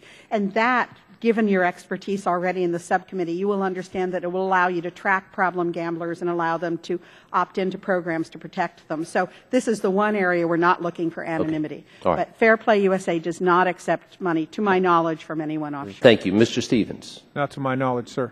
Mr. White. We have received a donation from companies that operate offshore. We accept no restrictions on those donations, but yes, we have received some money. And how many different entities? I think just one. We have a long tradition of encouraging that anybody that operates gambling should contribute to responsible gambling. So Mississippi casinos have donated to our organization. We accept, again, no restrictions on any money we receive from any source, especially from the gaming industry. But you have received funds from offshore sources. Okay. Senator D'Amato. Yes, we have. And I would note, though, we encourage this legislation so that we will permit onshore activities, and we say it should not be just offshore. Okay. And to your question, Congressman, as it relates to being able to ensure the age, right now there's nothing that restricts youngsters, basically, and requires age identification. We would say that we have the technology that's developed that is used today in banking, online banking, as it relates to the kind of proofs necessary for people to conduct banking activities. And it's that same process that we would utilize here. Thank you, Senator. Thank you. Professor Egert. I work for Chapman University. I have no idea who their donors are. I hope there are many, though. Dr. Romer. So the Annenberg Public Policy Center doesn't accept money from any commercial. Okay. I think each of you, I think it's important that we just kind of know where we are all on this, but it doesn't appear to me that there really being any real steps taken that are being used to block, perhaps the way to deal with the offshore or the illegals, illegal casinos, is to come up with ways to block payment to those sites. That's something I think we could develop more. But we certainly have some that have argued that we should develop, legalize online gambling in this country, much the same way that we've heard others argue that we should legalize certain drugs. So I think this is something that I think we need much more to look at. I'm not confident at all that we have the tools in place to do what we need to do. And this here the question in looking back and preparing for this, and this Senator D'Amato, I know in September of this year, the U.S. Attorney looked at in New York referred to full tilt poker as a global Ponzi scheme, and then there was there are apparently thousands of online poker players out, about $300 million. Ultimate Bet, another organization that I believe you represent. Does Poker Players Alliance receive dues or contributions from either Full Tilt Poker or Ultimate Bet? No, no, we don't. Okay. And again, Congressman, I don't mean to beat a dead horse to death. It's already killed. But the one way to deal with Full Tilt and people like that who have taken advantage of the system is to provide a tough, strong, enforceable licensing bill. And I mean tough. There should be a requirement, as there has been for poker stars. I mention them because they are the largest offshore, where those dollars are segregated and placed in a special account so that these kinds of things can't take place. Had we had legislation, we could have prevented players from being taken advantage of. And that's why it cries out for regulation. And Senator D'Amato, with all due respect, perhaps it's better that we not go down this road and we work on ways to protect people against offshore sources. With that, I yield back. Gentleman's time has expired. The chair recognizes Ms. Blackburn for 5 minutes. Thank you all for being here. I will have to admit this is a feisty debate and a wonderful conversation, and I think many of our members are like me. We've got friends that are for it and friends that are against it, and it's good to have you all here and to listen to what you have to say. Mr. White, I want to come to you, and Senator D'Amato, I'm glad that the two of you are sitting there in the center, kind of like these debates. I've got the two people I want to talk to right in the middle. Now, Mr. White, you said that you didn't think that having online poker would expand the use. So, and that's curious to me. I'd like for you to talk about if there is something in the American culture that is different about our addictive behavior, and then I would like to know, if it's not going to increase participation, then why are entities so anxious to offer online gambling? Well, Mr. White first. Thank you very much. That is a great question. It does seem that right now that the participation in poker is generally very low. Whether or not legalization would dramatically increase that is an open question. In the UK, for example, it has not, except among young men. Young men do seem to show in replication surveys in the United Kingdom, more propensity to gamble online. So there may be... Okay, now let me interrupt you right there. And then, Mr. D'Amato, I want you to weigh in on this. You mentioned the UK. Yes. So what are the successes of the European jurisdictions that have licensed and regulate Internet gambling, and what are their mistakes? So the lessons learned, basically. Sure. The lessons that we take away from the European experience is that you have to have a balanced approach with both regulation and public health protections. Obviously, in a country like the UK, there's an extensive social welfare, a health system to make sure that if people do get into trouble, they have resources Okay, to go. so they've got a safety net. Yes, ma'am. Senator D'Amato? Well, I think that Mr. White has touched on it. Number one, we can and should provide revenues, and I think $50 million that he's mentioned that should be there to treat youngsters, to treat addicted people, to deal with their problem, easily could be made available with the revenues that would be generated from online poker players. Robust verification. We can do that today so that we know who it is that's playing, and we can keep that youngster off. We've learned that. Seeing to it that funds are utilized and segregated as they have in Europe to keep the kind of thing that Full Tilt engaged in, where they took monies that belonged to the players and distributed them out. So there are those things that we have learned that they have done well, and we can expand upon them. We can build on them and bring those protections here. They don't exist today. If I may interrupt you right there, and I've got 1.5 minutes left, and I want to start with Ms. Aftab and work down. I'd like to have each of you answer, looking at brick-and-mortar gambling and the rules and regulations that apply in a brick-and-mortar sense.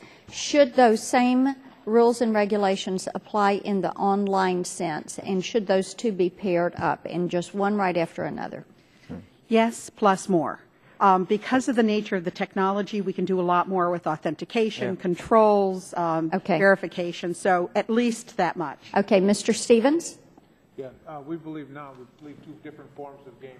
Two completely different forms. Yeah, and our folks are working on that, our regulators. Okay, Mr. White? Yes, but more. I agree with Perry. Yes, but more. Senator? Well, I think you have the opportunity to be much more vigilant as it relates to the utilization of technology and knowing who the people are, verification, et cetera. It is easier to do. Okay.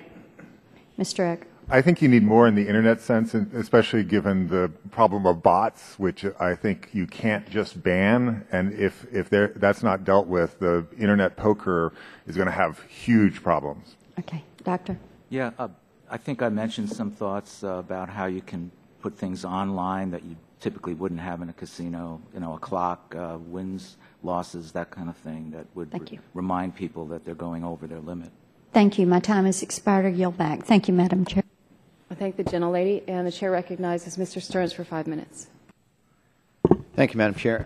Mr. White, is internet gambling allowed for blackjack, poker, roulette, and other things in Europe, in the European Union? It depends on the state. The regulation is quite broad, but in general, what we see is a lot of poker and sports gambling. Sports gambling in particular is a big driver of gambling on the internet in Europe. But they also have poker. Yes, sir. Now, if I go to the 27 countries in the European Union, would all of them have poker? The law in the European Union is very complex. They're trying to harmonize that right now. It's not my understanding that poker is universally available across the European Union. Is blackjack universally available? I believe that's far less available. And what about roulette or slot machines on the internet? They certainly exist in the legalized, regulated framework in the EU, and also, of course, on the second tier of unregulated websites that always seem to flourish regardless of legality. Miss Arab? Aftab. Aftab. How do you protect children from getting, how do you do identification with children? With pornography, you can't stop it because they just ask, are you over 18? They say yes, and away they go. I mean, how would you do this to protect the family and the children, or even children that are latchkey, that are home and their parents aren't there, from gambling? Well, we don't age verify children. We age verify adults.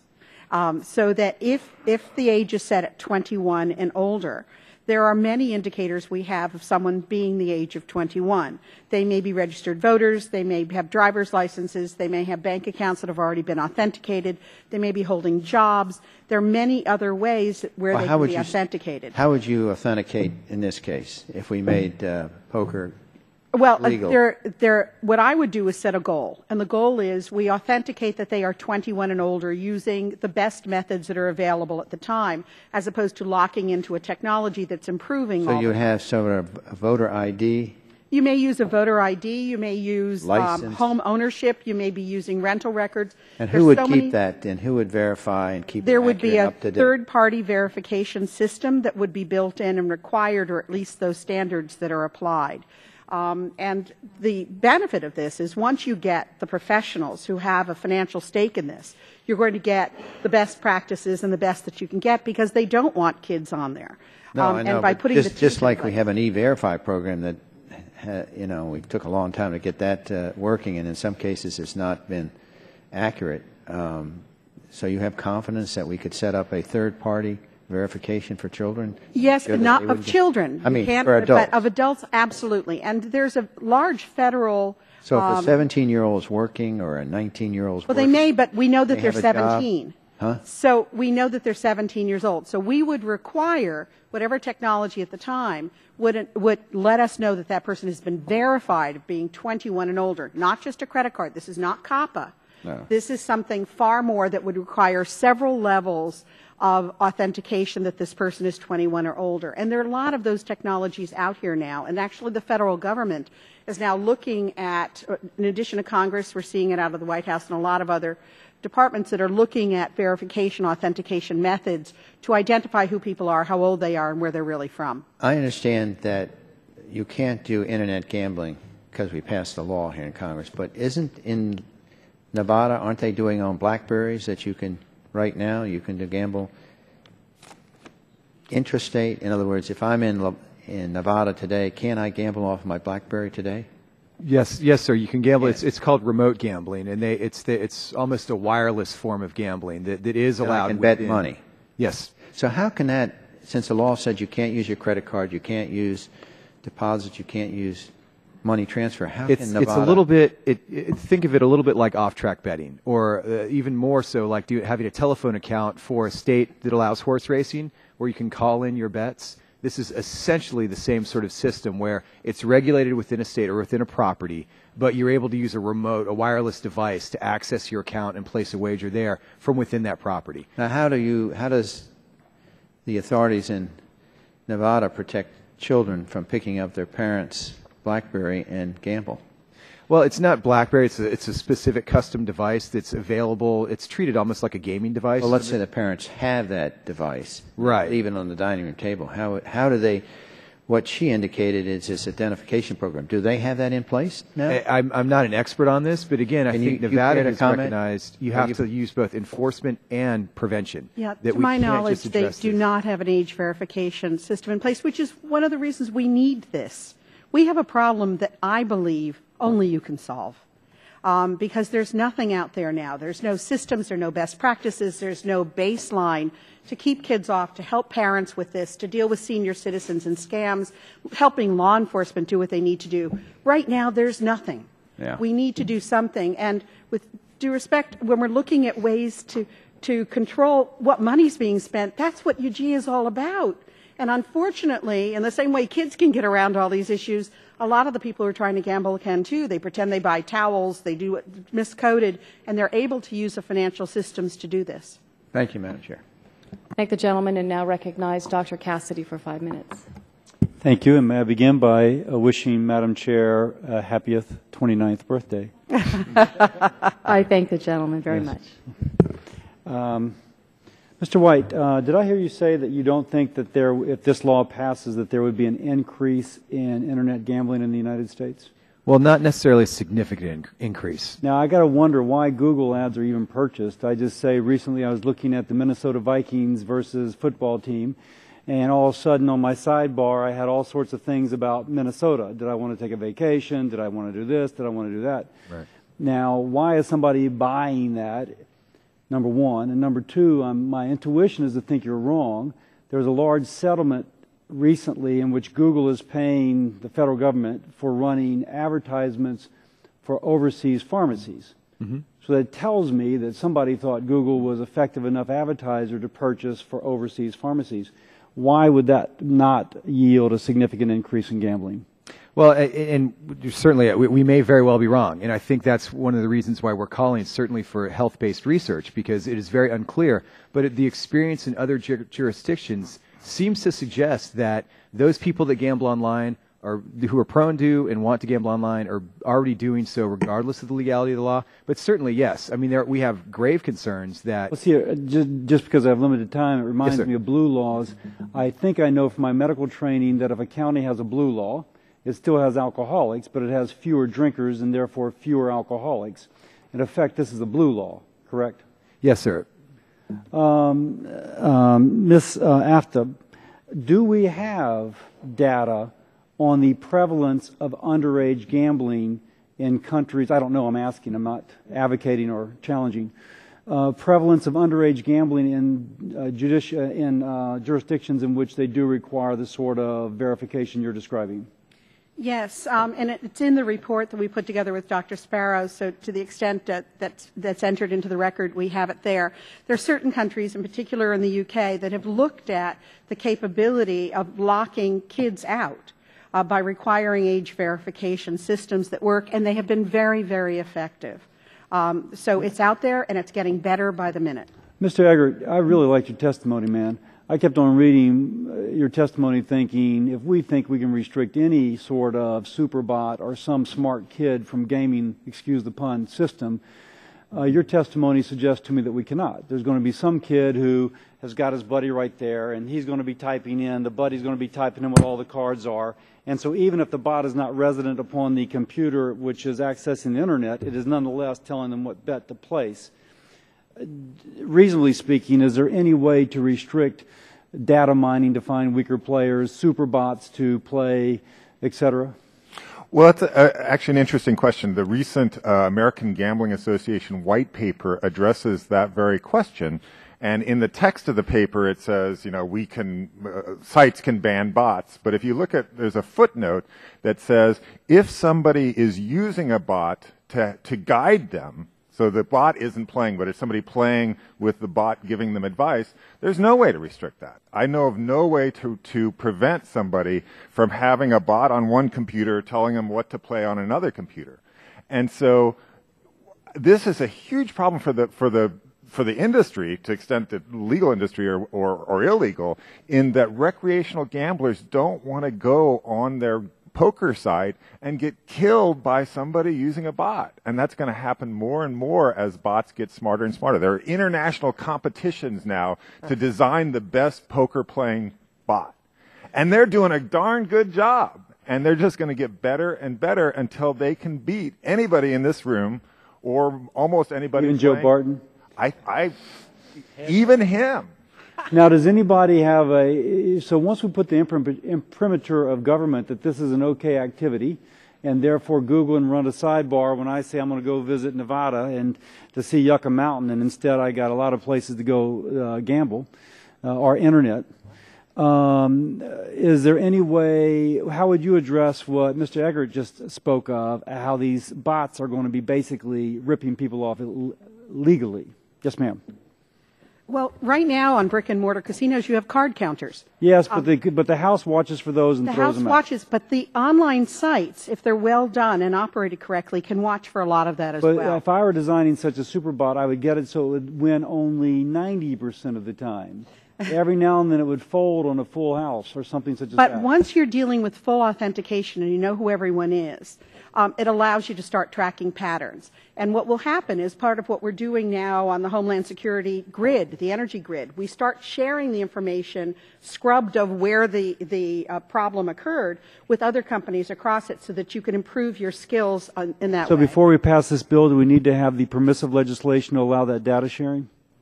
I don't think you need permissive legislation. I think it's a matter of what the privacy policies say and what the expectations of the users are. And I think if you say that it's scrubbed of certain things and you're looking at people who are violating the law or violating the terms, I think that that could be done with privacy policies themselves. I'm out of time. I love Mr. Eggert's opinion on the doability of that, but that said, we're out of time and I yield back. Thank you. Would the gentleman yield at that The time he negative doesn't time. have? We will have a second round of questions if we can do it through that means. And with that, I'm happy to recognize myself for 5 minutes. And just say that as I listen to the testimony, I'm reminded a lot about what we saw with the content industry, music and film and television, that they stood in the way of the internet and were bowled over by it, not exclusive to those content, to that content. And I believe if we're going to do this, then a rising tide has to lift all boats, including Indian country. Senator D'Amato, do you take any issue with any of the principles advanced by Mr. Stevens on behalf of the National Indian Gaming Association? Most specifically, do you agree that the tribal governments should be allowed early entrance and a period of exclusivity? And do you agree that tribal internet operations should be open to customers wherever legal? Madam Chairman, I think we want a competitive marketplace for everyone, for casinos, for our Indian brothers. The fact of the matter is, it doesn't exist today. The fact of the matter is, what we have is rogue operators. None of the legitimate houses that we have in this country are going to go forward and risk the loss of their licenses, etc., until or unless we change the law. And so we're going to continue to have all of the problems that we've heard about. They will be exacerbated as it relates to young people, as it relates to having a fair game, so that people have a fair opportunity, whether they use the super box or not. There will be no opportunity to control that. And you're not going to be able to stop the advertising, because they'll still advertise on Google. They'll advertise all over. So the problem we have now is one that it seems to me is very parallel to what we had in Prohibition. We know that people who overindulged, it was terrible. We know that the cost to society was ruinous. And so, with all good intent, we passed the Volstead Act. And what happened? We had the very people who we didn't want to get into the distribution and sale of alcohol, some that was killing people, got in. Government lost revenue. You didn't cut down on all of the problems, the family abuse, the drunkenness, etc. And I would suggest that here we are, 50 years later, we're well behind the times to say that you shouldn't use the Internet for commerce. Now, whether you like poker or not, it's nonsense to say, oh, our little kiddies. Did we ever hear about parental responsibility as well? Now, let me tell you. What moved the gambling? And there did come a time when youngsters wanted to play Texas Hold'em. And I want to say, Texas Hold'em? Congressman Barton, the state has got the Texas Hold'em. Why? It became famous because of television. You could, the third most watched sport. First NFL, then NASCAR, and then, poker on the television. Are we going to ban that? Are we going to ban showing that at the casinos? What do you think created this impetus and a huge surge in that game in particular, poker? Senator, let me just jump in here if I might, because as you know better than anybody here, our problem is to try to advance technological problems at the same time as legislative hurdles. And Professor Eggert spoke eloquently, I think, about bots, and as Dr. Cassidy, and the fear that can we actually protect some people. Is this an entirely new version of the Wild Wild West? Is this entirely a buyer beware? Professor Eggert in his testimony talked about artificial intelligence, and I feel like I should ask Siri on here if she's capable of gambling. But Madam Chairman, if we do nothing, that problem will grow with no opportunity to interdict, no opportunity of having people who will have these skills and have the wherewithal because they want to protect their business. So, as the professor indicated, one of the things they're going to be looking to do is to reduce that. He knows of no system to eliminate it, but to reduce it. And you can identify. Little questions, though, that we do, that I don't know if you all can answer, and I have 30 seconds left. I think Professor Eggert's testimony again. How do you handle something as innocent as losing Internet service in the middle of a hand? I didn't quite get that. How do I handle something as innocent as? Your Internet service just goes out, and you're in the middle of a big hand, and you lose Internet connectivity. What happens? You know, Congresswoman. Do I win if if I just flip off my modem? I have to tell you, this legislation can't protect everybody at every time in every instance, but it can go a long way to protecting people who have no protections at all, whether it's the box, whether it's the problem gambling, whether it's the youngsters. No one can promise 100% certainty. When it comes to identification and verification, certainly we should be able to use the most robust technologies that have been developed and will continue to be developed.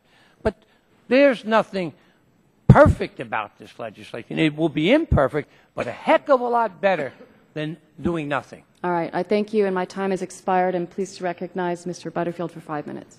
Thank you. Technological advances have allowed manufacturers to create ever more enticing products. But I'm not concerned about the flashing lights and the funny noises or game's appearance. I'm only interested in game attributes or marketing practices that have the potential to mislead, deceive, or confuse. Mr. Eggert, I think we'll try you on this one. You discuss slot machines that intentionally give the game player a large number of near misses, complete with a counter on the side of the screen, letting them know exactly how many they have had. This is a manipulation of consumers that inhibits their ability to understand how the game works and makes the game seem easier to win than it actually is. You may agree or disagree with that. But briefly, what are the most egregious, what are the most bad examples, I can't pronounce that word, most bad examples of misleading or deceptive tactics that we should be aware of in the online gambling world? Those worst practices that should be carefully monitored or restricted. Well, in the online world, we've heard about some of the worst practices are online poker sites not having the money that the gamblers have drained the money out. So if the gamblers try to get their money out, they can't. That's a very bad practice. Another bad practice is insiders being able to see the whole cards of their opponents so that they can win much more easily because they know what they're playing against. That's another really bad thing. But another really bad thing is not being able to tell what the hold percentage of a slot machine you're playing is. I think that's an important thing for any slot players to say, you know, am I going to lose on average 2%, which is a good machine, or am I going to lose 15%, which is a much more expensive and much worse machine? That's an incredibly bad practice, and it exists in internet slots, it exists in land-based slots. That's something that should be addressed. It's an important part of consumer protection. What kind of expertise and authority should an enforcing agency have in order to keep up with the misleading or deceptive tactics of an industry's bad actors? Well, that's actually an interesting question. I do a lot of work in the financial services community, and regulators are doing a better job now of actually experimenting to see what consumers understand and what they don't understand. And so what we should have is a regulatory agency that focuses on consumer protection and tries to figure out what can they understand as far as disclosures, what do they want, what information do they want, how much information can they use. And so I would assert that we should have a federal regulator who does that kind of investigation to see what works best for gambling consumers. Can you tell me how vendors describe their games when they do it in writing to their consumers? Well, typically for slot machines, they say that they're loose or they're looser or they're the loosest. But often they don't give much detail as to what that means. And is there room for improvement? There is incredible room for improvement. What about misleading tactics or deceptions by other players? For example, when a poker game is infiltrated by predatory professional players or algorithm-driven bots that are impossible to beat. In a case like this, is an empowered, knowledgeable consumer even enough? Well, the problem consumers have is they often don't know if they're playing against somebody who's using a computer assist or a computer bot to help guide the game. And so you might have some, 21-year-old who's playing their first game of poker online facing, somebody who with the computer algorithms is really a top poker player. It'd be as if you go to the neighborhood to have a pickup game and unbeknownst to you, you're playing against an NBA player. I think that the solution to this, I don't think you can prevent people from using bots because I think that's just impossible. For me, the solution would be to have a rating system whereby if you want to play against people, know whether they're good or bad, everybody has a rating like in the chess world. Better players have higher ratings, worse players have lower ratings. I know if I play against somebody with 1,000-point higher rating than me, I'm going to get beat, but it might be fun. The same thing should happen in the gambling world, where if you go online playing poker and you have a 1,400 rating and you're playing against somebody who has a 2,100 rating, most likely they're going to beat you, but you might learn something. Very informative. Thank you. Thank you, Mr. Butterfield. And Chair recognizes Mr. Barton for 5 minutes. Yeah. Thank you, Madam Chairwoman. I was going to leave, and then we were told we're going to have a second round, so I decided to stick around, but my stomach's starting to growl, so let's don't have 3 rounds, even though I asked for the hearing. I want to refocus. We're kind of letting the tail wag the dog here. We're having a hearing as to whether it's acceptable, appropriate to allow those citizens of the United States that live in states that the states want them to play poker for money online to do so, and we're getting into some pretty esoteric areas about underage and problem gambling, and now we're into this issue of computer gamblers. I will acknowledge that it's technically possible to set up some elaborate scheme using these computer bots against people, but it is we can always guarantee that somebody is a live body at the table, right? Even if they have a computer. That's doable. And if you have that, you're not going to set up an elaborate computer scheme to play in a 1 cent, 2 cent limit online poker game. There's just not enough money. And the higher you go in these games, now, I've never played money online. I've played poker online, and I've got play money out the gazoo. I've got $10, $15 million of play money. But that and 75 cents gets you a Coke. I mean, it just doesn't help you a lot. But when I look at the for money sites, most of them are less than $100. Now, you can get 1,000, 2,000. So anybody with any sense at all who's, to use your term, Professor, a recreational poker player, you're going to be an absolute idiot to go online and get into a high-dollar poker game. I mean, you're just, you go into that game knowing that everybody else at that table is really good, and unless you're an heir to the Rockefeller family or the Perot family or Bill Gates or somebody like that, you don't, in your wildest dreams, want to be playing poker in that game. You just don't want to do it. So if we can verify that they're adults and maybe even require people to stipulate that they're not using computer ability when they play, even though they can cheat. If they cheat, you can catch them. Do you agree with that, Professor? I don't think you can catch poker players who are using a computer to guide them. I think as long as they make sure that they don't win too often, that they screw up once in a while, that they can fly under the radar and make good money. You don't have to be paying $300 a game or $300 a bet games to make a decent living. People can make $60,000, $100,000 playing professional poker with bots. Well, all of the information in your written testimony about data manipulation and data statistical analysis, I can get myself right now if I want to take the time to do it. Doesn't mean I understand it, doesn't mean I'll benefit by it, but I have the ability, if I want to really find out what's out there, I can do that without too much trouble. That information is fairly transparent. What we want to prevent is somebody using it unfairly. And in a real-world situation, when you walk into the casino, you can't take a pocket computer with you. You know, you can't have somebody behind you saying the probability on this hand is 33% that guy over there has got a pocket aces or whatever. You've got to know it.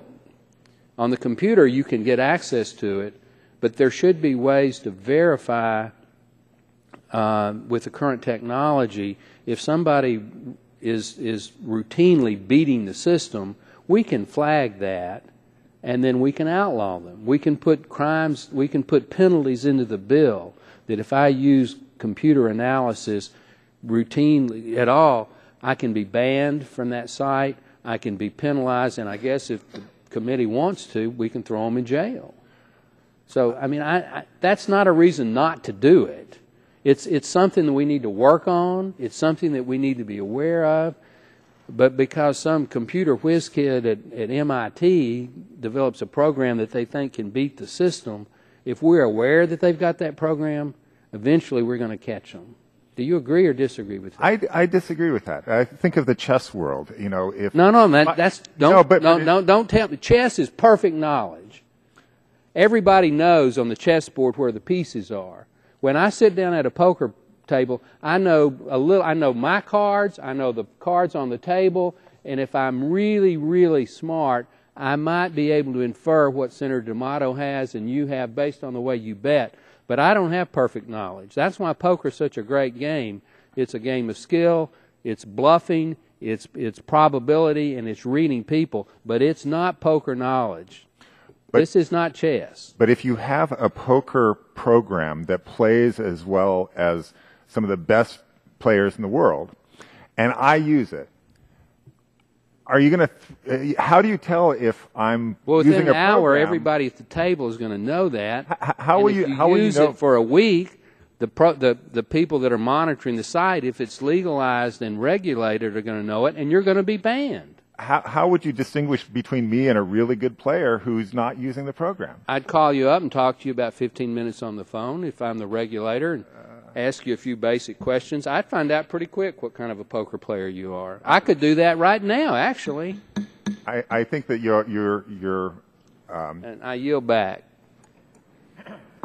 I thank the gentleman and recognize Mr. Kinzinger for 5 minutes. Well, thank you, Madam Chairman, for putting this on. Just a few questions to start with Ms. Aftab. Let's talk a little bit about the offshore gambling industry.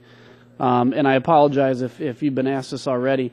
But can you tell me a little bit about it, just how it exists today, specifically, where is most of it located at? What kind of gambling, for the most part, is occurring on these offshore sites?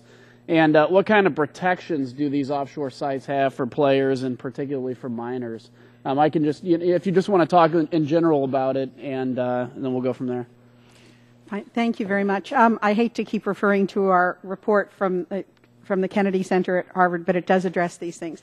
Offshore, we're dealing with sites that are legal under the jurisdiction where they are regulated. Gibraltar, the UK, a lot of the different foreign jurisdictions have regulatory schemes that allow online gambling under certain circumstances with checks and balances. And then the vast majority of the sites we're seeing are unregulated. They're in places that have no regulations in place and no checks and balances.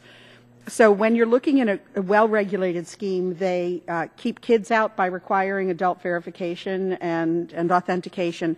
They have trust systems that money needs to be put into trust accounts and kept distinct so that a payment is made on winnings. They have checks and balances on money laundering to make sure that they know who they're dealing with, and you're seeing patterns of behavior. They're using artificial intelligence, semantic web, that Representative Barton was talking about. From his perspective, it's the good side of the bots to look at certain patterns of behavior. They have audits of who's employed, where the money came from. And again, we're talking about regulated sites right now, correct? I'm sorry? You're talking about the regulated. The regulated sites, as opposed to the other ones that may be run by terrorist organizations. They could be run by underworld criminal activity. They could be run by somebody out of their garage. You don't know, and everyone, you never know who's a dog on the internet, and it's pretty hard to figure out who you're gambling with. So there are ways of doing this, and I think what we need to do is cherry pick the best that we see out there and then Americanize it and make it even better. So in the unregulated sites, basically, you just have, I mean, it really is anything can go. I mean, you could have 12-year-olds on there betting. You can have 12-year-olds on it. You will have collusion among gamblers. You're going to have people who aren't paying you on bets. They're taking your money. It's not even real. Anything that could possibly go wrong does go wrong. Do we have any idea approximately like how much American money is being bet on those sites? The numbers are huge. They're $4 to $6 billion a year of U.S. gambling is the estimate that we're seeing offshore. That's a lot of money that people are spending, not in the United States. Maybe they shouldn't be spending it, and they're not spending it fairly. So that's money that could be brought back here and help us and be done better. And ultimately, if it's unregulated, it's almost impossible to put them out of business. I mean, we can't. It's really impossible to put them out of business. And the problem I've been seeing is consumers here don't know where to go. Because if they think that what they're doing is illegal because they're gambling online and they're scammed, they're afraid to call the police because they think they might be arrested. So we're finding consumers who have no place to go, no recourse, and law enforcement that doesn't know what to do and how to do it effectively. And I get just one more question for you too. Operator fraud and theft from players. You touched on that with these companies that has any of this happened in companies regulated in EU member states? I mean, have you been seeing that, or is that mostly in the unregulated sites, I guess? Well, every once in a while you're going to see somebody in a regulated scheme that's violating the laws, and they police those very carefully. Right. And that's the difference. People will always break the law, but if you have laws in place and law enforcement skilled and the tools are there, then you can put them out of business and put them behind bars. After it. Okay, great. Well, that's all I have. Thank you for your patience, and I yield back. Thank you. Thank you. And Mr. Harper, you're recognized for 5 minutes. Thank you, Madam Chair. There's so many things going through my mind as we listen to the different witnesses and the input on this. Right now, if we have offshore online internet casinos, whatever we want to call them, and they're receiving funds illegally from U.S. citizens, do you support? Would you support legislation that would say that those companies that are knowingly right now violating our law, that would ban them from ever opening up and being a part of legal U.S. internet gambling?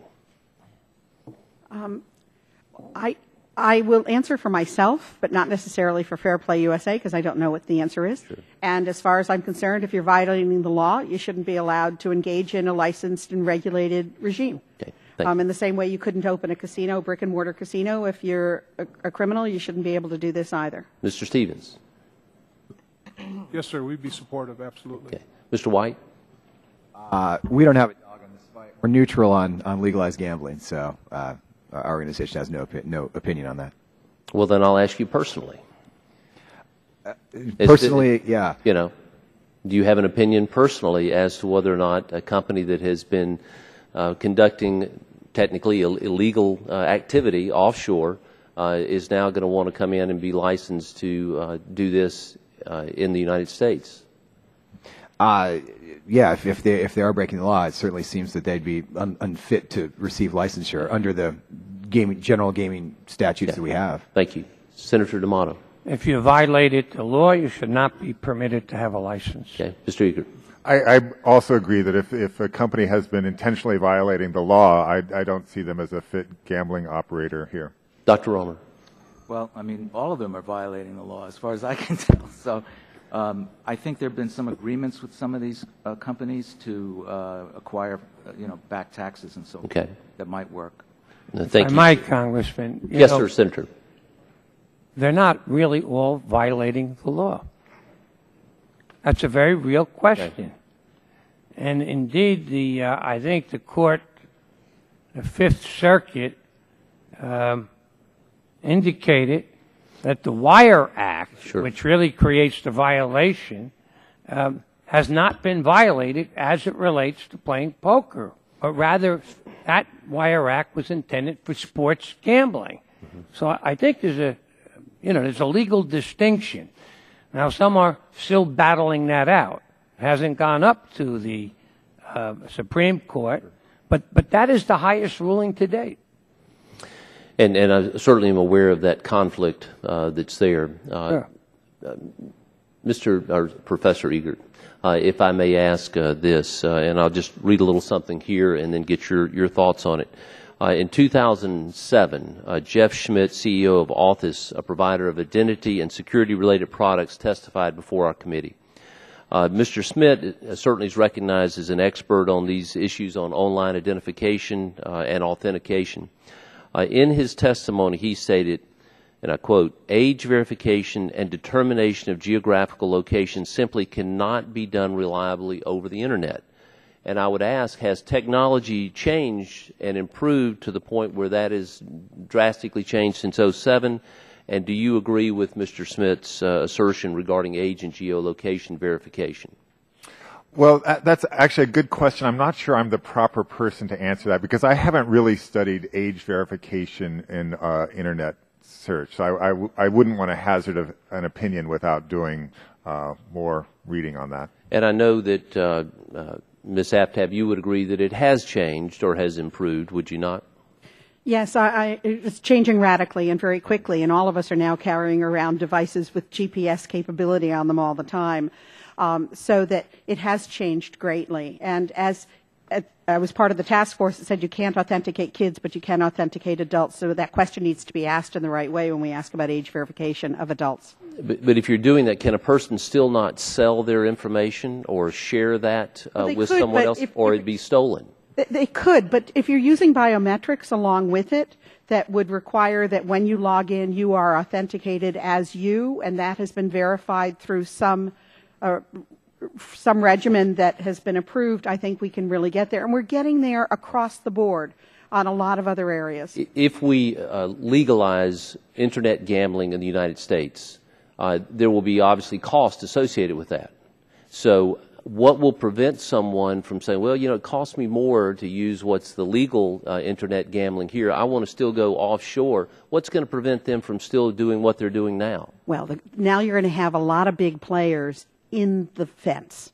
So right now everybody's outside of the fence. But when you get a lot of the players who know what they're doing, they understand the technology, they understand the patterns of play, they understand all of these things, who now have a vested stake inside, they can turn around and blow the whistle on everybody else and help you get the ones who are the outliers because they're competing unfairly. You'll have some good allies. My time is up. I yield back. Thank you. And Dr. Cassidy for 5 minutes. Mr. White, again, as I think about, okay, we have a subset of people. Let me just accept what you say earlier. Again, not to challenge, just to learn, that you will not significantly increase the risk. There is a possibility that those that do gamble will significantly increase their gambling. Absolutely. We cover that in our written statement. So let me sorry. Now, I've learned when gambling was introduced to Louisiana, problem gambling increased dramatically, as well as did theft from businesses as people financed their habit, if you will. Have you learned in these jurisdictions that legalize Internet gambling that problem gambling increases and that the incidence of theft associated with such increases? That's a great question. In the jurisdictions we've looked at, to date, without exception, the rate of problem gambling has not exploded. It's not exploded in proportion to the... Now, exploded is a subjective term. Exactly. But so what we do see, and I think to the point of your question, is that there are subtle increases in perhaps severity of problems, especially among certain groups, like, for example, young men who tend to be very heavy gamblers, who tend to be high adopters of Internet gambling. So I think in Louisiana's example is the same. There are at-risk groups that when gambling is made legalized, more accessible, more available, more acceptable, they may shift in their patterns of gaming. They may either start gambling or take their existing... Now, when you say that exploded is subjective, 20% is a definite. Can you give me a percent, say, across all jurisdictions we see a 5 to 20% increase in problem gambling? No, sir. We've not seen that.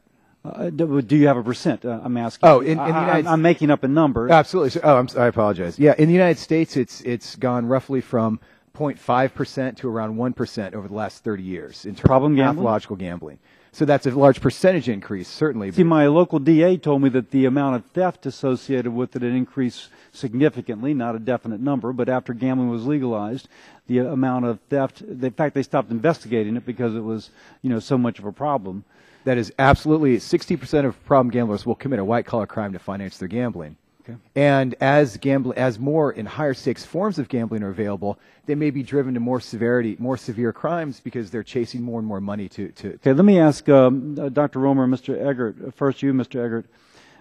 If I would say that my goal is to limit the amount of problem gambling, to limit the amount of the number of adolescents who enter into a lifestyle which is destructive, but to allow people like Mr. Barton, if you will, to pursue his pastime.